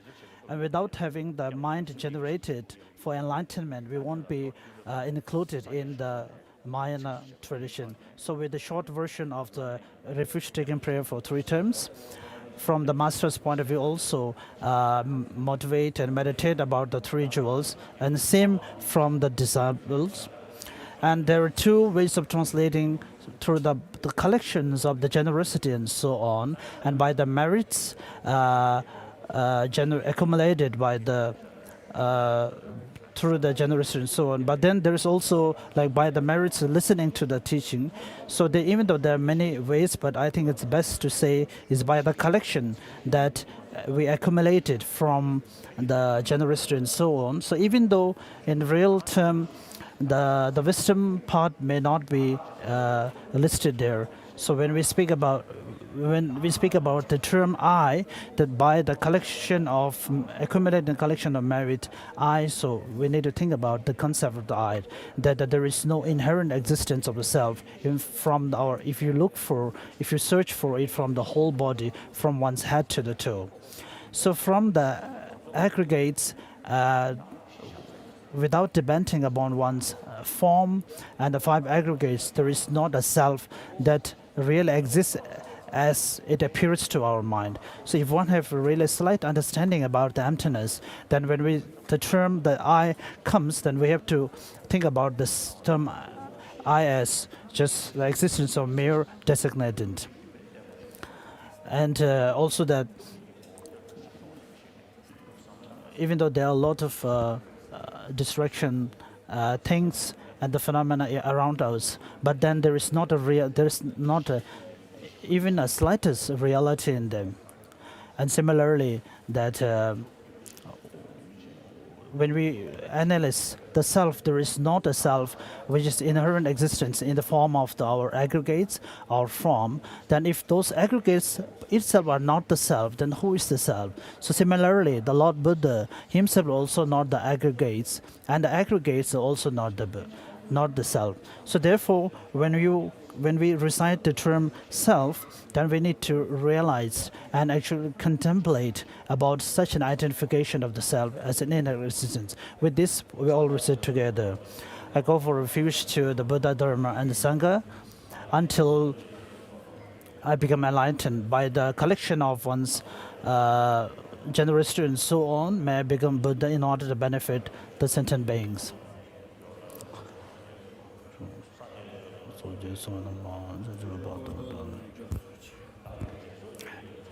May I become a Buddha in order to attain enlightenment.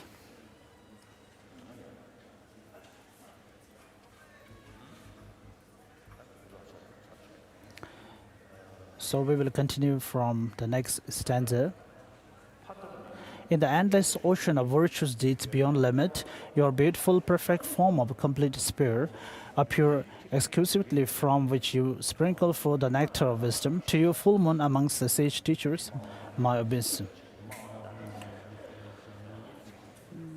So the Buddha refers here the one undefeated teacher. So there is very importance in the term undefeated, which is the supreme of all the teachers. Ajita and Manjughosha, the embodiments of compassion and wisdom, respectively, and Nagarjuna and Asanga, the best lamps illuminating the profound and extensive paths, are both of them and their teaching lineages.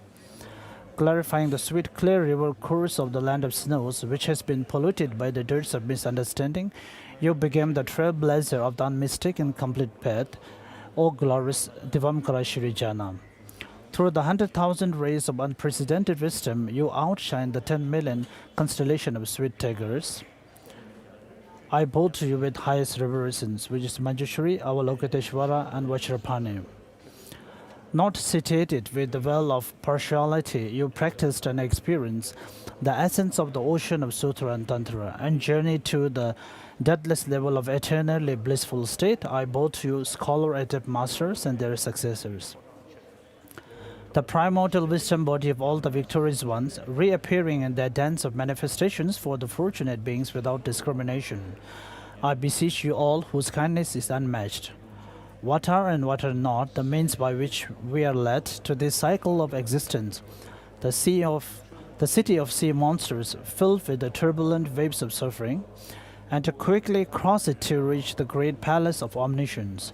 This is again the inquisitive wise ones must engage in over and over again. So here the guided instruction on the stages of the path to enlightenment, which is the main part treated by all the victors of the three times, which contains the essential meaning of the 84,000 scriptures into the paths to be practiced. Is explained in two parts: how to rely on a teacher, the route of the path, and having relied upon him, the steps of training the mind. The first of these has two parts. Regarding the verse, there are 6 preliminaries. First, cleaning your residence and arranging the representations of body, speech, and mind with respect to them in general. Whichever activity you proceed to do, that is hearing, reflecting, meditating, and practicing, it is very essential to amend your motivation. As such, at the outset, think like this: I've gained this human life, and having struck 50 or so, have spent over half of my lifespan until now. Yet so far I have only indulged in the activities of this life alone, by engaging in the means of food, clothing, honor, wealth, respect, and fame, but nothing of a sincere spiritual practice to help me in the next life. So, if I were to die at this juncture, this human life of leisure and resources would have been spent meaninglessly. That I have not died yet and have this opportunity to gain imprints of the graduated path to enlightenment today must be due to the kindness of the three jewels. As for the future, since unfavorable conditions abound everywhere, there is no certainty when I will die, and if I were to be born in the lower realms of existence, there will be unbearable suffering there. Not only that, but if I were to waste away my rebirth in the higher realm, despite gaining it once or so, and miss the opportunity for Dharma. So next is explaining about the nature of liberation. Identification of liberation. So it's very important to identify what is liberation or nirvana. Thinking about the Four Noble Truths, then we need to have a positive mind that there is a possibility of a liberation that we can attain. And also within us that we ourselves can attain liberation. With such a mind, then we need to have a wish to attain a liberation, a kind of a great joy, not out of fear. So seeing the real or knowing the identification of the liberation, then we need to generate a mind aspiring for liberation. So we're saying this: imagine the places even the palm of your hand, brought in the nature of varieties of precious materials, covered in lots of heavenly flowers, spread out with fine powdered gold, surrounded by strings of jewel trees, in the center of which imagine and celestial mansion made of the 7 kinds of gems, similar to the design of a pure land with its residence. Then make this aspiration wish: having purified us, may mine and others twofold defilement and their remnant imprint be cleansed. May it be the cause to achieve the extraordinary pure lands, at the resultant twofold Buddha bodies of Nirmakaya and Sambhogakaya. Whether you put representations of the holy body, speech, and mind anew, or already have been there on the altar, think that the objects of refuge are inseparably with this representation. Thus, thinking this way, think that you have left imprints in your mind to accomplish the holy body, speech, and mind of the objects of refuge within your own mind stream. To announce that the text that I'm reading now is a partial translation of the Shaman Lam Rim. It is available for your download on the Lam Rim website. Second, arranging the uncontrived offerings in an exquisite manner while reciting the clouds of offering. Dharani formula: arrange the flowers according to the practice in lineage and imagine them to become potent with the power to produce pristine bliss within the objects of refuge. Third, taking refuge in arousing bodhicitta while seated in the correct manner on a comfortable cushion. After sitting on a standard throne or seat in a behavior concordant with the concentration practice, such as the 8 figure posture of Virochana, when one examines well one's own mind stream and finds that thoughts of desire, aversion of ignorance, for example, thought to pursue honor and respect actively arising in one's mind, then it is an improper motivation. Therefore, whilst exhaling from both nostrils, imagine that such bad thoughts, conception, as well as all non-virtues, and their remnant imprints go out in the form of black smoke and disappear into the empty space. Whilst inhaling through the right nostrils, imagine the merit fields from whom all the excellent qualities of wisdom, compassion, and power of all the masters, the victorious ones, and their spiritual offsprings, and visualize come in the form of white light and enter your heart, and thus you actualize a special virtuous consciousness. Being mindful of a rough structure of the nature, order, and number of whichever meditation object you are engaged, which you have ascertained through your past study and reflection, then make a strong determination to carry out these meditations correctly without straying from them at all cost, with the impact of mindfulness and introspection. In general, since beginningless time and until now, I've been in the cycle of existence, samsara, and in particular have been in the bad existence infinitely, making them my permanent home while suffering unbearably in them. Apart from that, I haven't had the opportunity to meditate on a dharma like this before. Now at this time, I have found this human body of leisure and resources owing to the power of my master's kindness and the 3 jewels. I have met with the teaching of the Buddha. I have taken under the care of my holy virtuous spiritual friends who have given me the profound and extensive instructions. I have the freedom to practice. While this is the situation with me now, if I did not secure a safe heaven now with all the might of a human person, then I would have to undergo the unbearable sufferings of the samsara and lower realms of existence. In fact, as long as I'm unable to cut the flow of involuntary birth that is the result of my karmic actions and disturbing emotions, no matter whichever of the 6 types of existence I am born into, I will not be beyond the reality of suffering. So till here, the 6 preliminary practices and having set of motivation. And the next is about visualizing one's object of refuge. In the space before you, directly at the level of your mind eyebrows, visualize a huge and high precious jewel throne supported by 8 lions. In the center of that throne is a small lion throne on which is a multicolor lotus. So the precious jewel throne supported by 8 lions.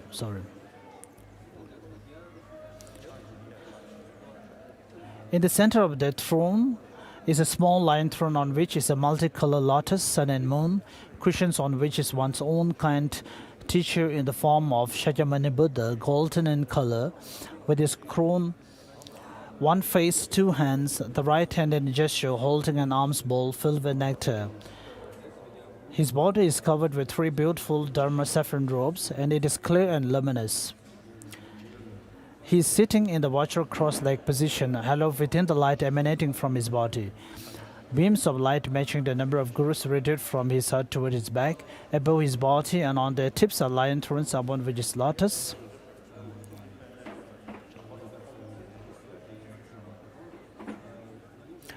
They are surrounded by the masters of Tantra such as Goya Samaja, Chakra Samavara, Vajra Bhairava, the 16 concentric drops of Ganden tradition, and so on. To my root guru's right, on the tip of the radiated light rays, are seated on a lion throne with the lotus, sun, and moon cushions, Lord Maitreya, surrounded by the lineage masters of the extensive Karnataka lineage, such as Asanga, and so on. To his left, on the tip of the rays of light, are seated upon a lion throne with the lotus, sun, and moon cushions, Venerable Manjughosha, surrounded by the lineage masters of the profound view lineage, surrounded by Nagarjuna, and so on. In front of him, on a lion throne, on the tip of emanated rays of light, and upon a lotus, sits my kindred guru, surrounded by teachers with whom I have direct dharma connection. On the huge throne in the front of the mighty sage is Vajrabhairava. To his right is Guhya Samaja. On his left is Chakra Samvara. Behind him is Kala Chakra, and in the empty space between them are the rest of the assembly of the highest yoga deities beside one another. Surrounding them are the deities of Yoga Tantra, such as Vajradhatu and Suravidya, who are surrounded by the deities of Performance Tantra.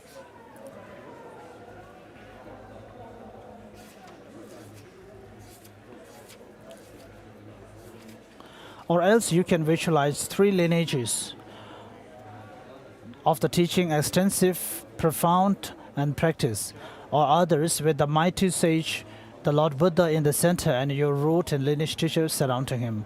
Outside them are the meditational deities, and so forth as gone above. Imagine yourself being surrounded by all the sentient beings of the 6 types of beings, with your father and mother in the main, and have a clear idea of the practice of taking refuge in this way. I and all my mother sentient beings have experienced various miseries since time beginningless in the samsara, particularly in the lower realms of existence. If you could reach the end point without cultivating the path, but merely by undergoing suffering, I should be liberated by now. Since it is difficult to estimate how long I would have to be reborn, it is difficult for me to know the end of suffering and fathom its depth. Otherwise, I would have to undergo again all kinds of suffering of samsara in general, and the 3 lower realms of existence in particular. The merit field in front of me has the power to save me from all these miseries, because they, in the beginning, cultivated and generated the warm heart to serve sentient beings. In the middle, they engage in the infinitely incredible difficult practices. And finally, they attain the complete, perfect Buddhahood, due to which they possess all the qualities. And a mind which sees simultaneously and direct knowledge of everything, and the multiplicity of phenomenon, and their actual way of existence.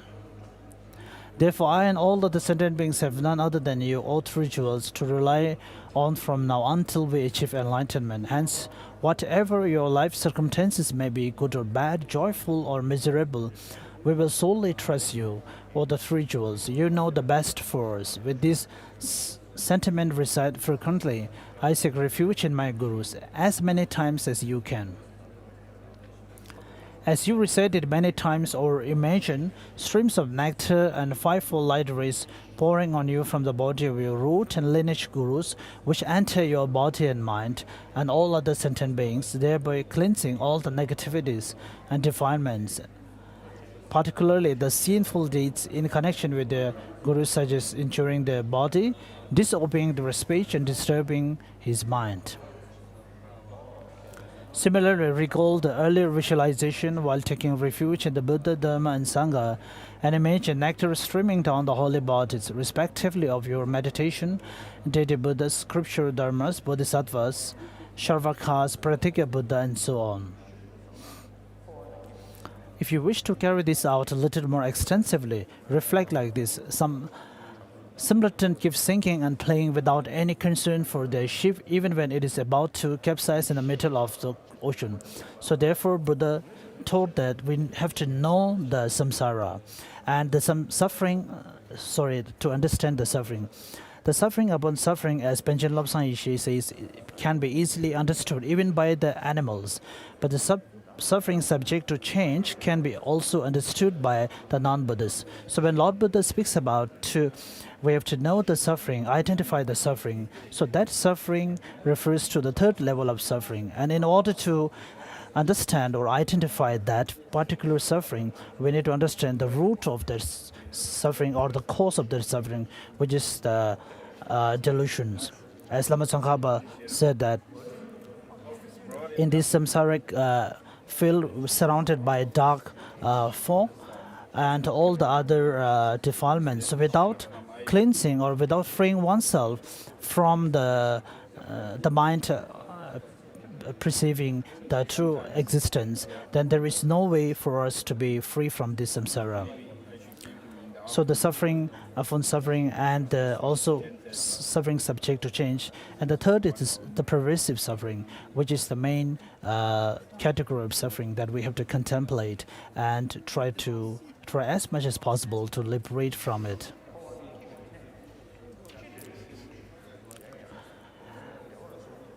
Therefore, we will take birth in the bedroom due to our vicious karmas. Many of us consider the suffering subject to change and also a form of happiness. When Tibetan first went to Switzerland as settlement, and when they experienced better facilities, so they thought, oh, this may be the real heaven. So where all the facilities.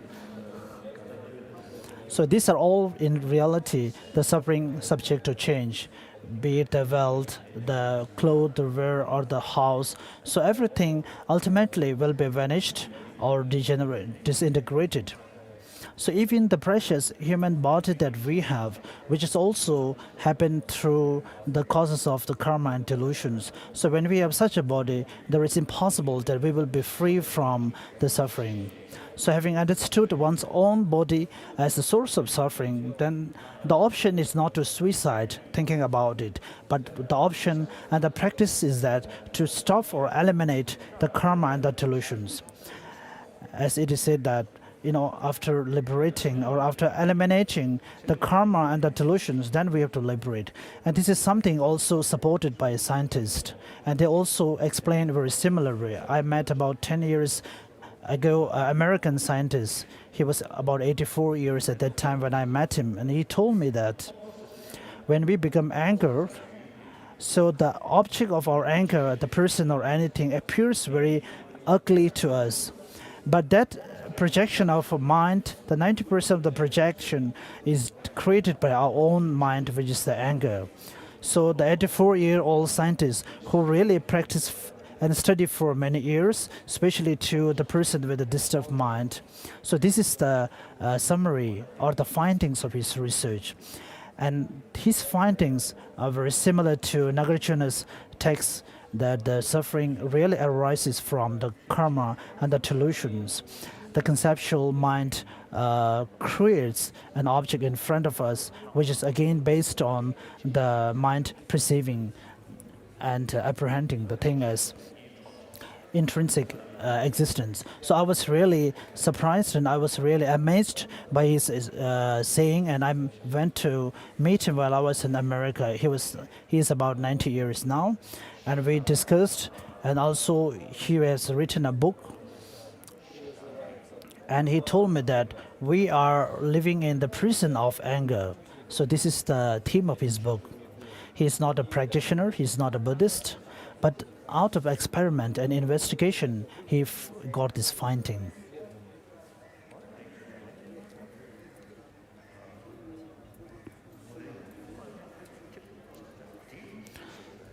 So if we are not able to clear the dark cloud of the ignorance, then there will be no opportunity or the chances for us to experience happiness.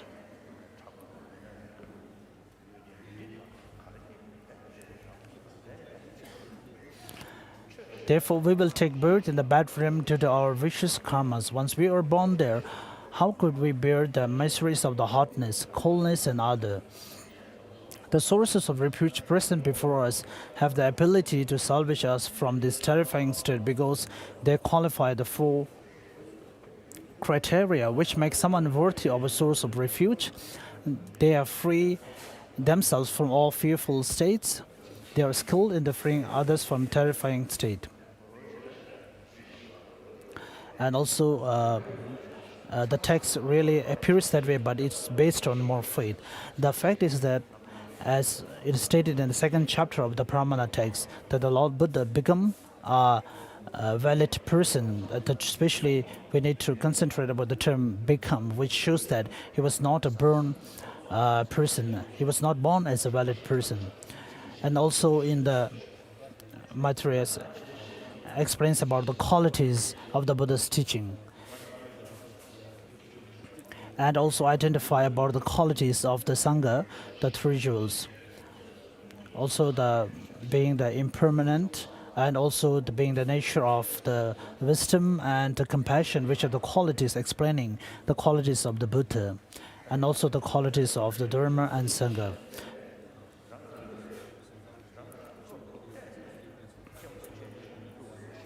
So if we take refuge from the deep of our mind, having understood such qualities of the Buddha, then the three jewels will never deceive us. Therefore, if you can trust and take refuge in them, it's impossible for them to fail you, reflecting that you have submitted yourself to the three jewels for refuge until you reach enlightenment. Take refuge in them as you have done before, while entrusting yourself to them, thinking, you know the best to free me from the terrors of samsara and the bad transmigrations. As it is very important for your practice of taking refuge to be effective, it will be good to go over these two visualizations one after the other, so that you are deeply moved and inspired by it. When interested in a shorter version, you could do like this. Use any of the methods of reflecting upon the reasons of taking refuge and say this prayer: I seek refuge in the teacher, deity, and the three jewels. While reciting that, imagine nectar flowing from any one of the refuges, from amongst the entire assembly of them, and cleansing your negativities. During the next two lines of the verse of taking refuge, by the collections, merit and wisdom from giving and so on, may I become a Buddha to benefit all sentient beings. Contemplate that how these mother sentient beings are sway karma and disturbing emotions. And with that, we have to visualize that we ourselves become the Lord Buddha. But it is we should not be proud, or we should not let the pride overcome us feeling yourself as a Buddha. It is also very important in the Vajrayana teachings. So if we really have understanding about the pride based on the valid cognition, then it will be very beneficial. Otherwise, one will keep on developing more wrong views arising out of such perceptions. How nice if I could, for the benefit of all sentient beings across the expanse of space, attain Buddhahood through the force of whatever roots of virtue that may arise from my generosity, morality, and meditation. May I attain it, I shall attain it. For that purpose, I will train my mind stream in the stages of the path to enlightenment.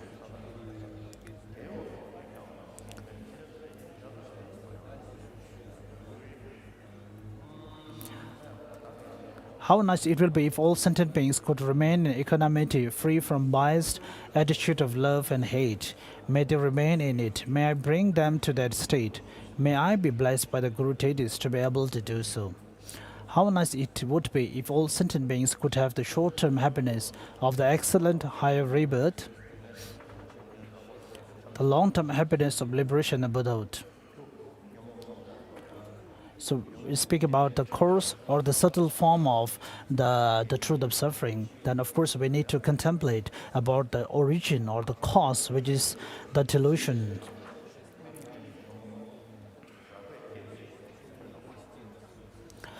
Then when we speak about the subtle or the coarse form of the Buddha, according to the highest Madhyamika teachings, the mind perceiving the self as sustaining, substantially sustaining, so the truth of suffering arising out of that is considered to be the cursed one, while the subtle one is the one arising from the subtle form of the delusions in the highest Madhyamika school.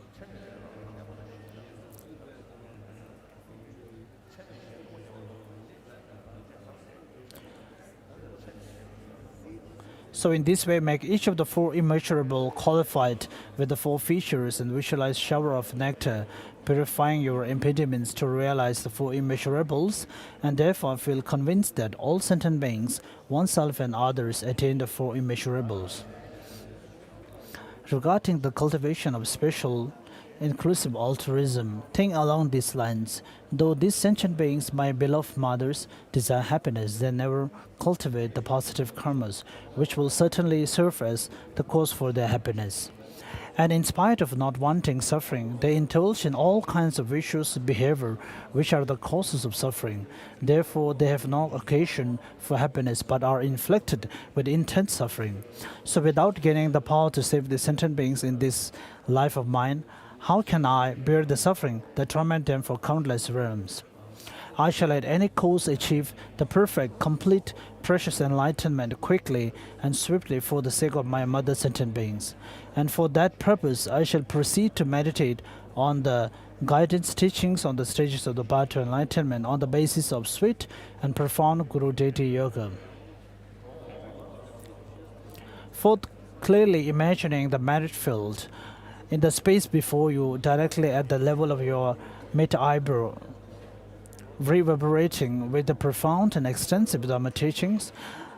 Outside them, in accordance with their karmic share, the disabled to be tamed receive water where there is barren dry land. The remote rocky lands have trees, boat and bridges to cross the water, food and drinks for those suffering hungry, friends for those without near and dear ones. So the sweet part and the other transmissions are related to the Vajrayana teachings also, but the refined gold Lam Rim is only based on focus on the sutra alone.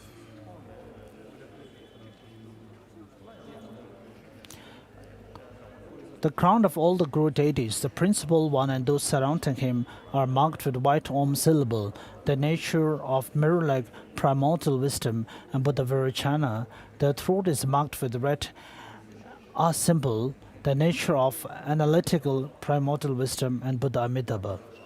So maybe I should read the liberation in the palm of the hand first.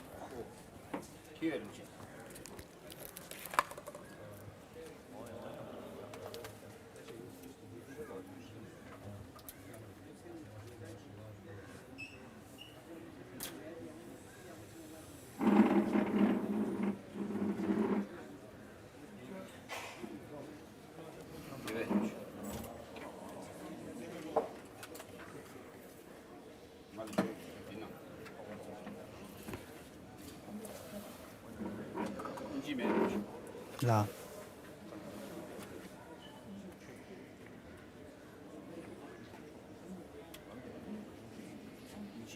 Yeah.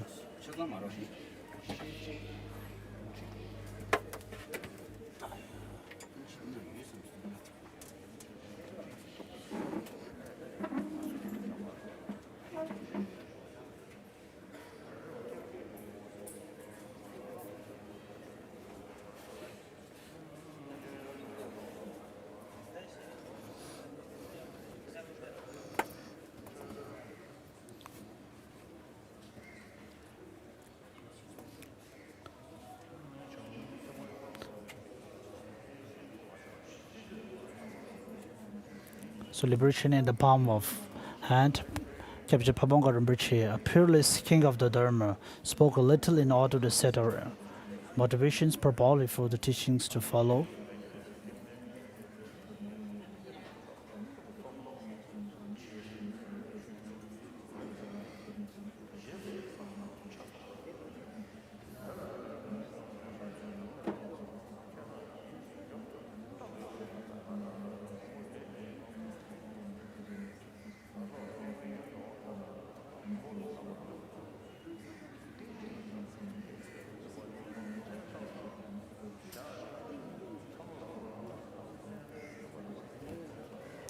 Voilà.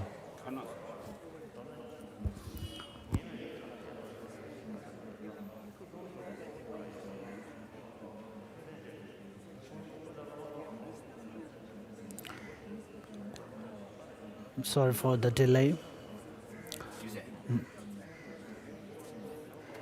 immeasurable, countless numbers of Buddhas have come in the past. So if you have the courtesy of the wisdom publication text, we are on page number 4. But unfortunate beings such as myself were not worthy enough to be direct disciples even of Shakyamuni, the best of protectors, who stands out like a white lotus among the 1,000 great Buddhas, the saviors of this fortunate eon. First, we have to be forced into developing even a moment's wholesome thought. This took us to the optimal physical rebirth as a human.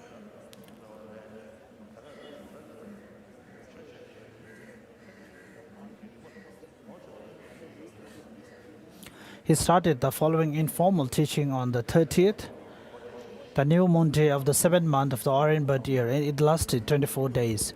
People braved great hardships to get there from 3 major monasteries in Lhasa, from the central province, from Tsang, Amdo, and Kham, just to taste the nectar of his oral teachings, as the thirsty yearn for water. There were about 30 lamas and reincarnation of lamas, and many upholders of the 3 baskets of the teaching. In all, a gathering of over 700. The practical teaching he gave combined various traditions on the Lam Rim, the stages of the path to enlightenment. There were 2 oral lineages related to the Lam Rim text, Manjushri's own words. One of these lineages was quite detailed and had developed in the central province. Another lineage of a briefer teaching flourished in the south of Tibet. He also included the concise teaching, the sweet part Lam Rim, and in the part of the great scope section that deals with the interchange of self and others, he taught the 7-point mind training. We're on the page number 5. Again, I repeat, we have the book published by Wisdom Publication. These are some of the ways in which all of his discourses were so extraordinary. How could I possibly convey all this on paper? Yet what a pity if I were to forget all the key points contained in these inspiring instructions. This thought gave me the courage to write this book. As my precious Guru later advised me, some of the people present could not follow the teaching, and I could not teach them again. I am afraid I do not trust all the notes people took during the classes. I therefore ask you to publish a book. Put it in anything you feel sure of. In this book, I have recorded my Lama's teachings without any changes, in the hope that this book, while no substitute for his speech, may still benefit my friends who wish to succeed in their practice.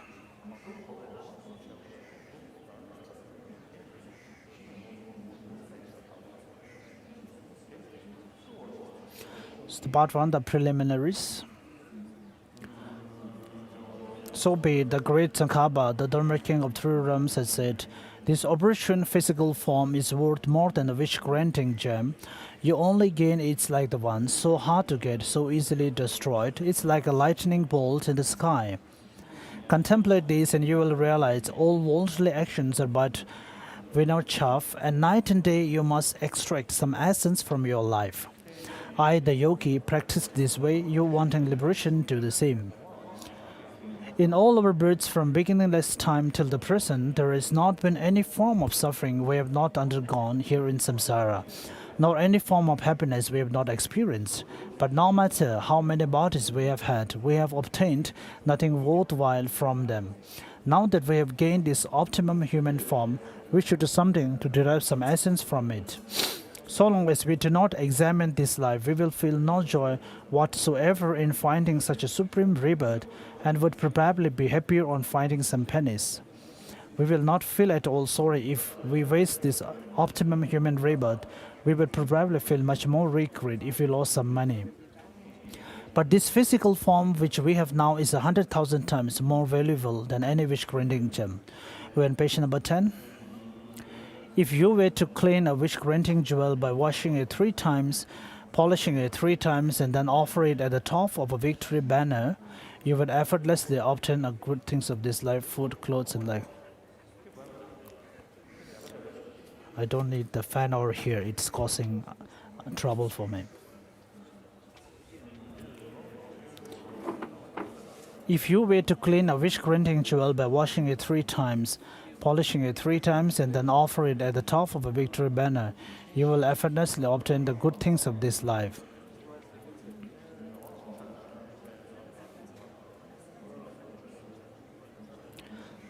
The last paragraph of 10 page. You must therefore try to extract essence from it now. If you don't, I'm sure to die anyway, and you cannot know when that will happen. We are now attending this Dhamma teaching, but none of us will be left in 100 years' time. In the past, Buddha, our teacher, amassed the two collections over many eons, thus obtaining the Vajra body. We're on page number 11. Yet even he, to the common appearance, went to nirvana. After him, there came scholars, adepts, translators, and pundits to both India and Tibet, but they have all seemingly departed this life. Nothing is left of them but their names to say. There was this one and some other. In short, there is no one you can produce as an example of a person whose death has sped. How could you alone live forever? You have no hope of being spared. Therefore, not only are you sure to die, but also you cannot be certain when this will happen. You cannot even be sure that you will still be alive next year in the human realm, still wearing your 3 types of monk's robes. By this time next year, you may have already been reborn as an animal covered in shaggy fur with horns on your head. Or you may have been born as a hungry ghost, for example, having to live without being able to find food or even a drop of water.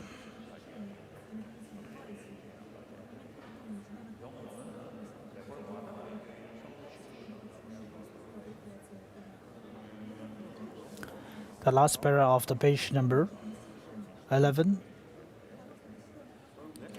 As long as we remain uncritical, we never suspect that we are going to the lower realms. We probably think that we more or less keep our vows, perform most of our daily recitations, and have not committed any serious sins, such as killing a person and running off with his horse. The trouble is we have not looked into things properly. We should think it over in detail. Then we would see that we are not free to choose whether we go to the lower realms or not. This is determined by our karma. We have a mixture of virtues and non-virtuous karma in our mental streams. The stronger of these two will be triggered by craving and clinging when we die. When we look into which of these two is stronger in our mental streams, we will see that it is non-virtue, and the degree of strength is determined by the force of the motive, the deed, the final step.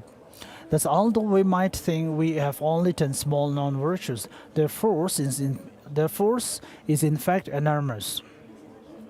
Let us take an example. Suppose you say one scornful word to your pupils, for instance. You are motivated by strong hostility, and as for the deed, you use the harshest words that will really wound him.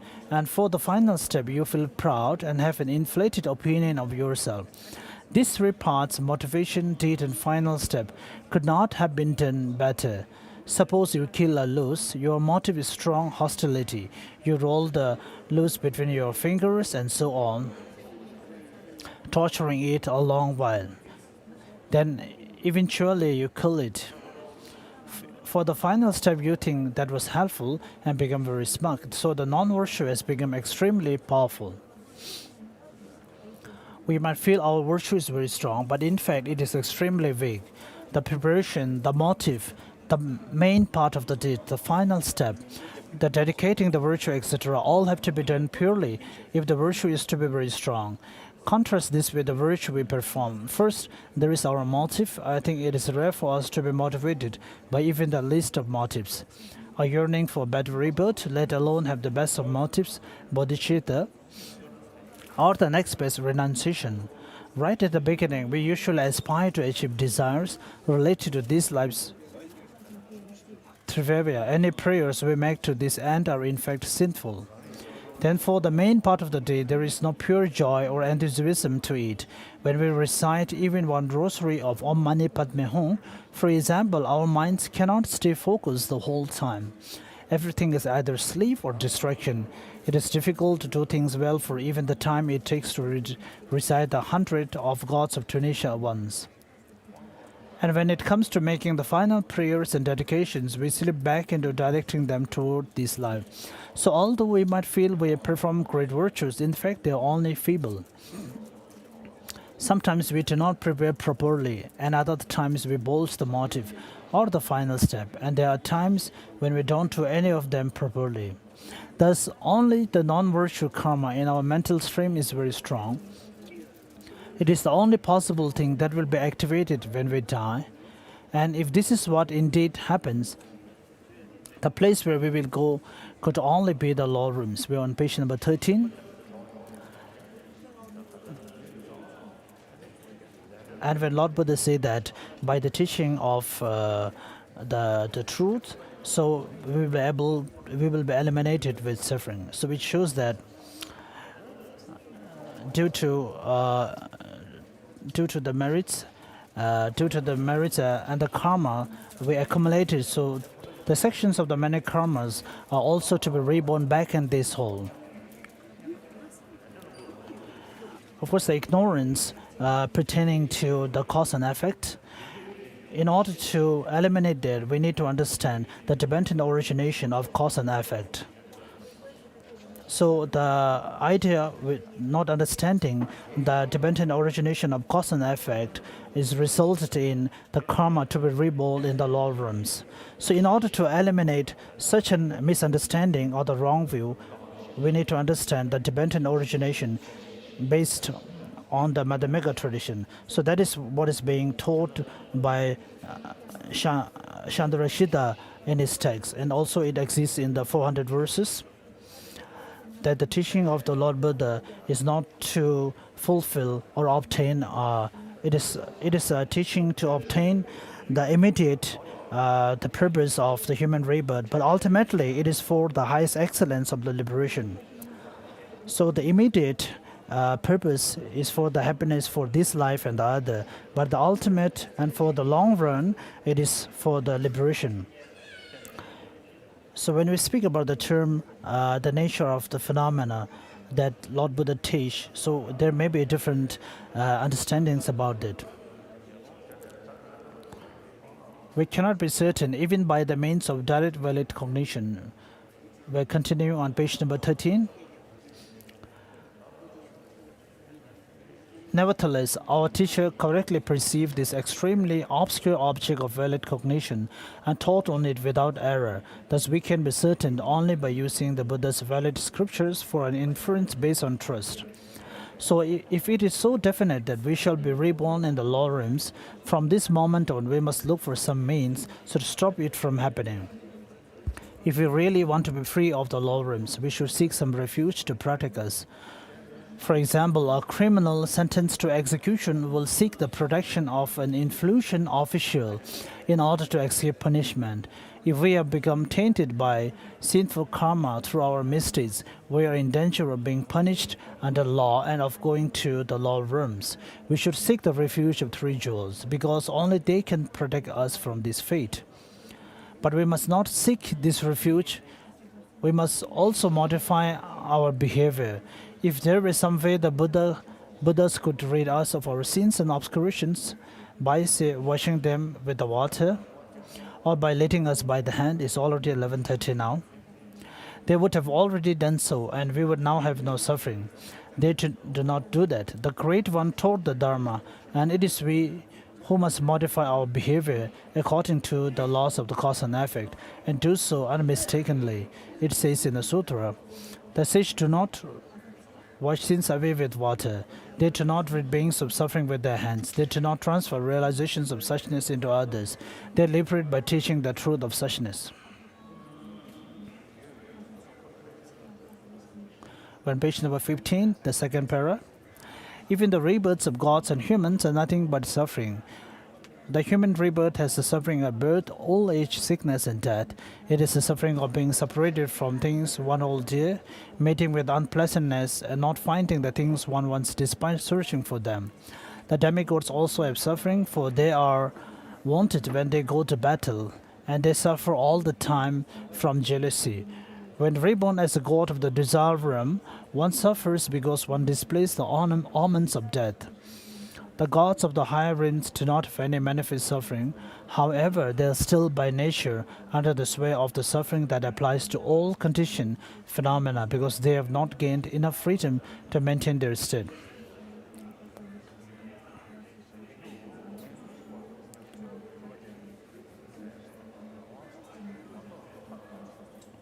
On page number 16.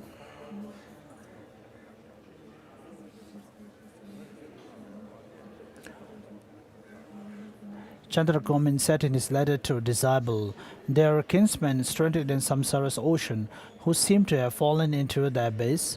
When due to birth, death, and rebirth, you don't recognize them and reject them. Freeing only yourself, there is no greater shame." In other words, although we do not recognize each other as such, there is not one sentient being who has not been our mother, and just as we have taken countless rebirths, we have had countless mothers, not being has been our mother. No being has not been our mother. And each time they were our mother, the kindness they show us was not different from the kindness shown by our mother in this life. Since they did nothing but lovingly care for us, there is not the slightest difference. So we will stop here.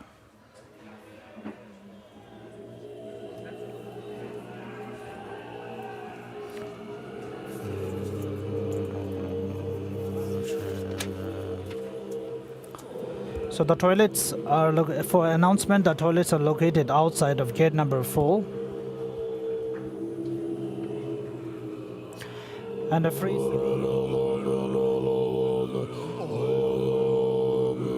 So if you want to take the meal, you might have to bring your own bowl and spoon if you have not brought it today.